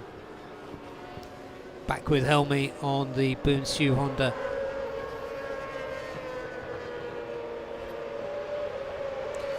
Ratapong Willarat still sitting down 3.5 seconds off the best time of the day. And just ahead of class rookie Afif Amran. Right, but we have Nakarin leading the boys right there. They're just passing the second turn right now. Leaning, coming through. Yeah. And we have Paui right behind him. Yeah, so that best lap that Nakarin recorded before he crashed was a full 1 second slower than what he did in FP1 this morning. And Panasson running with them. So 3 Hondas. Nakarin leading the way. Carolid and Paui behind him, and Panasson Kaoson T for Thai Honda behind him. Sorry, I got that wrong. That is Carolid and Paui. Third in that group. Not pushing too hard. Yeah, well, they've had a really good session earlier today, as well as when they've started. So I believe this time, with less than 4 minutes left on the clock, they're still just going out and warming up.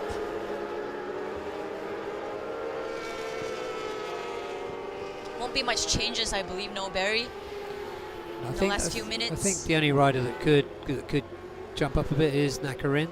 Yeah, but he's come down to that we're looking at here. Yeah, he's come down to 7th now.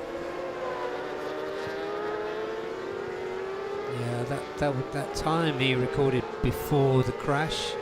Hopefully his bike's okay. He'll be able to get among the competitive mix at the top with the Boonsiu boys.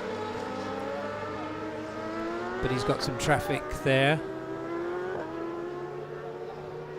Yeah, well, hopefully after the fall and with all the weather and with the 20-minute session that just passed, Nakarin won't be knackered to finish this lap. Yeah, that was just a 2:12 last time out, so not really on the pace. Nobody looks like they're really pushing too hard here.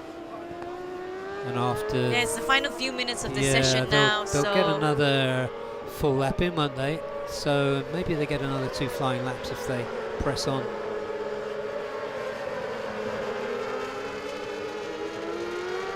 Back with Andy Fadley for Yamaha Racing Indonesia on the 600 for the first time this season, and sitting in 9th place. You can expect a rider of his talent to improve through the course of the season. Well, he placed 10th earlier in the first practice session, so at 9th now. So definitely most of the riders, as we've seen at this moment, are doing better timings than they did. Just gunning it and exceeding their personal best throughout this session in practice 2.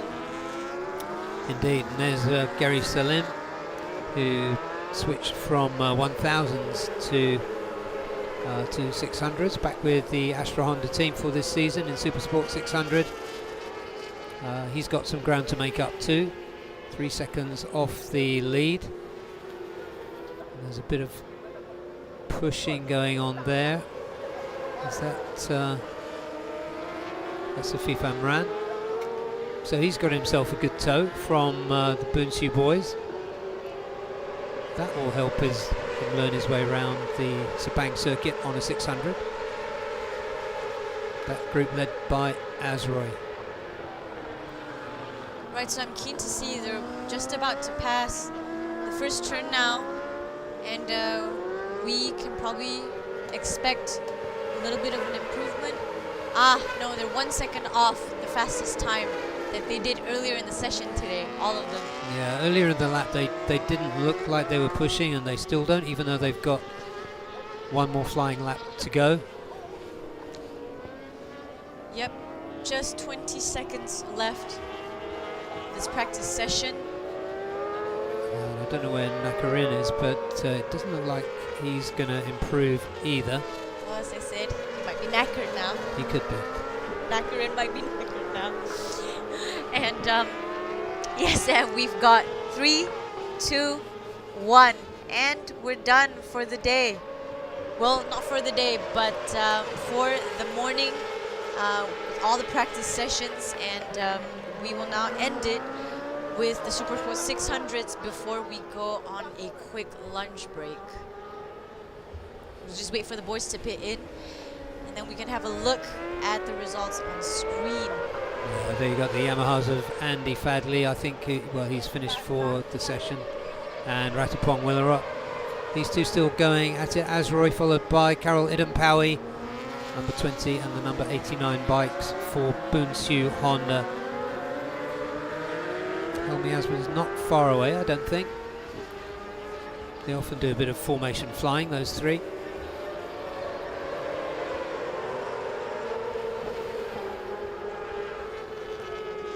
Helmi's jumped up and got within 0.8 of Kip's time.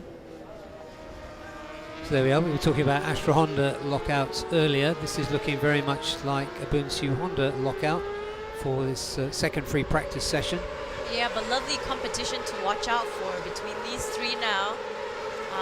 We can see them close up the gaps a lot, and it will be a very interesting race this weekend between these three on their home ground. Yeah, they're all really genuinely friendly, these guys, but Yeah, a little fierce. shake. Yeah, a lot of pride at stake here. Yeah, a little shake right there from Kyril Irampawi before he passed to check the flag. And we're now looking at the crew members And the just breeze. about to finish up the race. Well, not the race, the practice sessions. And here are the results. So confirmed, Kyril Irampawi 209.864 to head that session as well. Followed by Helmi Asman, his teammate, and another teammate, Azra Hakim Anwar. So a lockout for Bunsu Honda Racing Team. So Chira Minamoto, best of the Yamahas for Yamaha Gen Blue Racing, followed by Panasonic Kaoson T, followed by his teammate for Thai Honda, Nakarin Tirapuvapat. Kito Abe in 7th, the second best of the Yamaha, and another Yamaha behind him, Galanghendra Pratama. Flip the page now, and we're in Super Sport 600 still.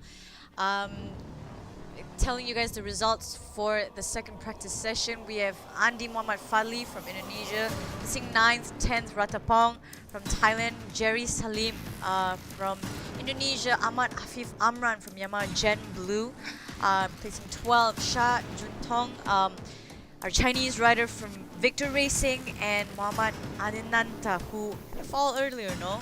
As well, placing 14th. Yeah.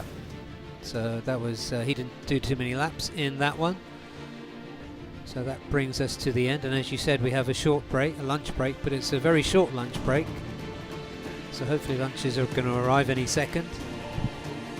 But we will be back scheduled at 13:40. It's now, that's 40 minutes from now. Yes, Barry, and we will begin with the ASB 1000. So don't go anywhere. Barry and I will be right back, and you guys are watching the Asia Road Racing Championships for 2023.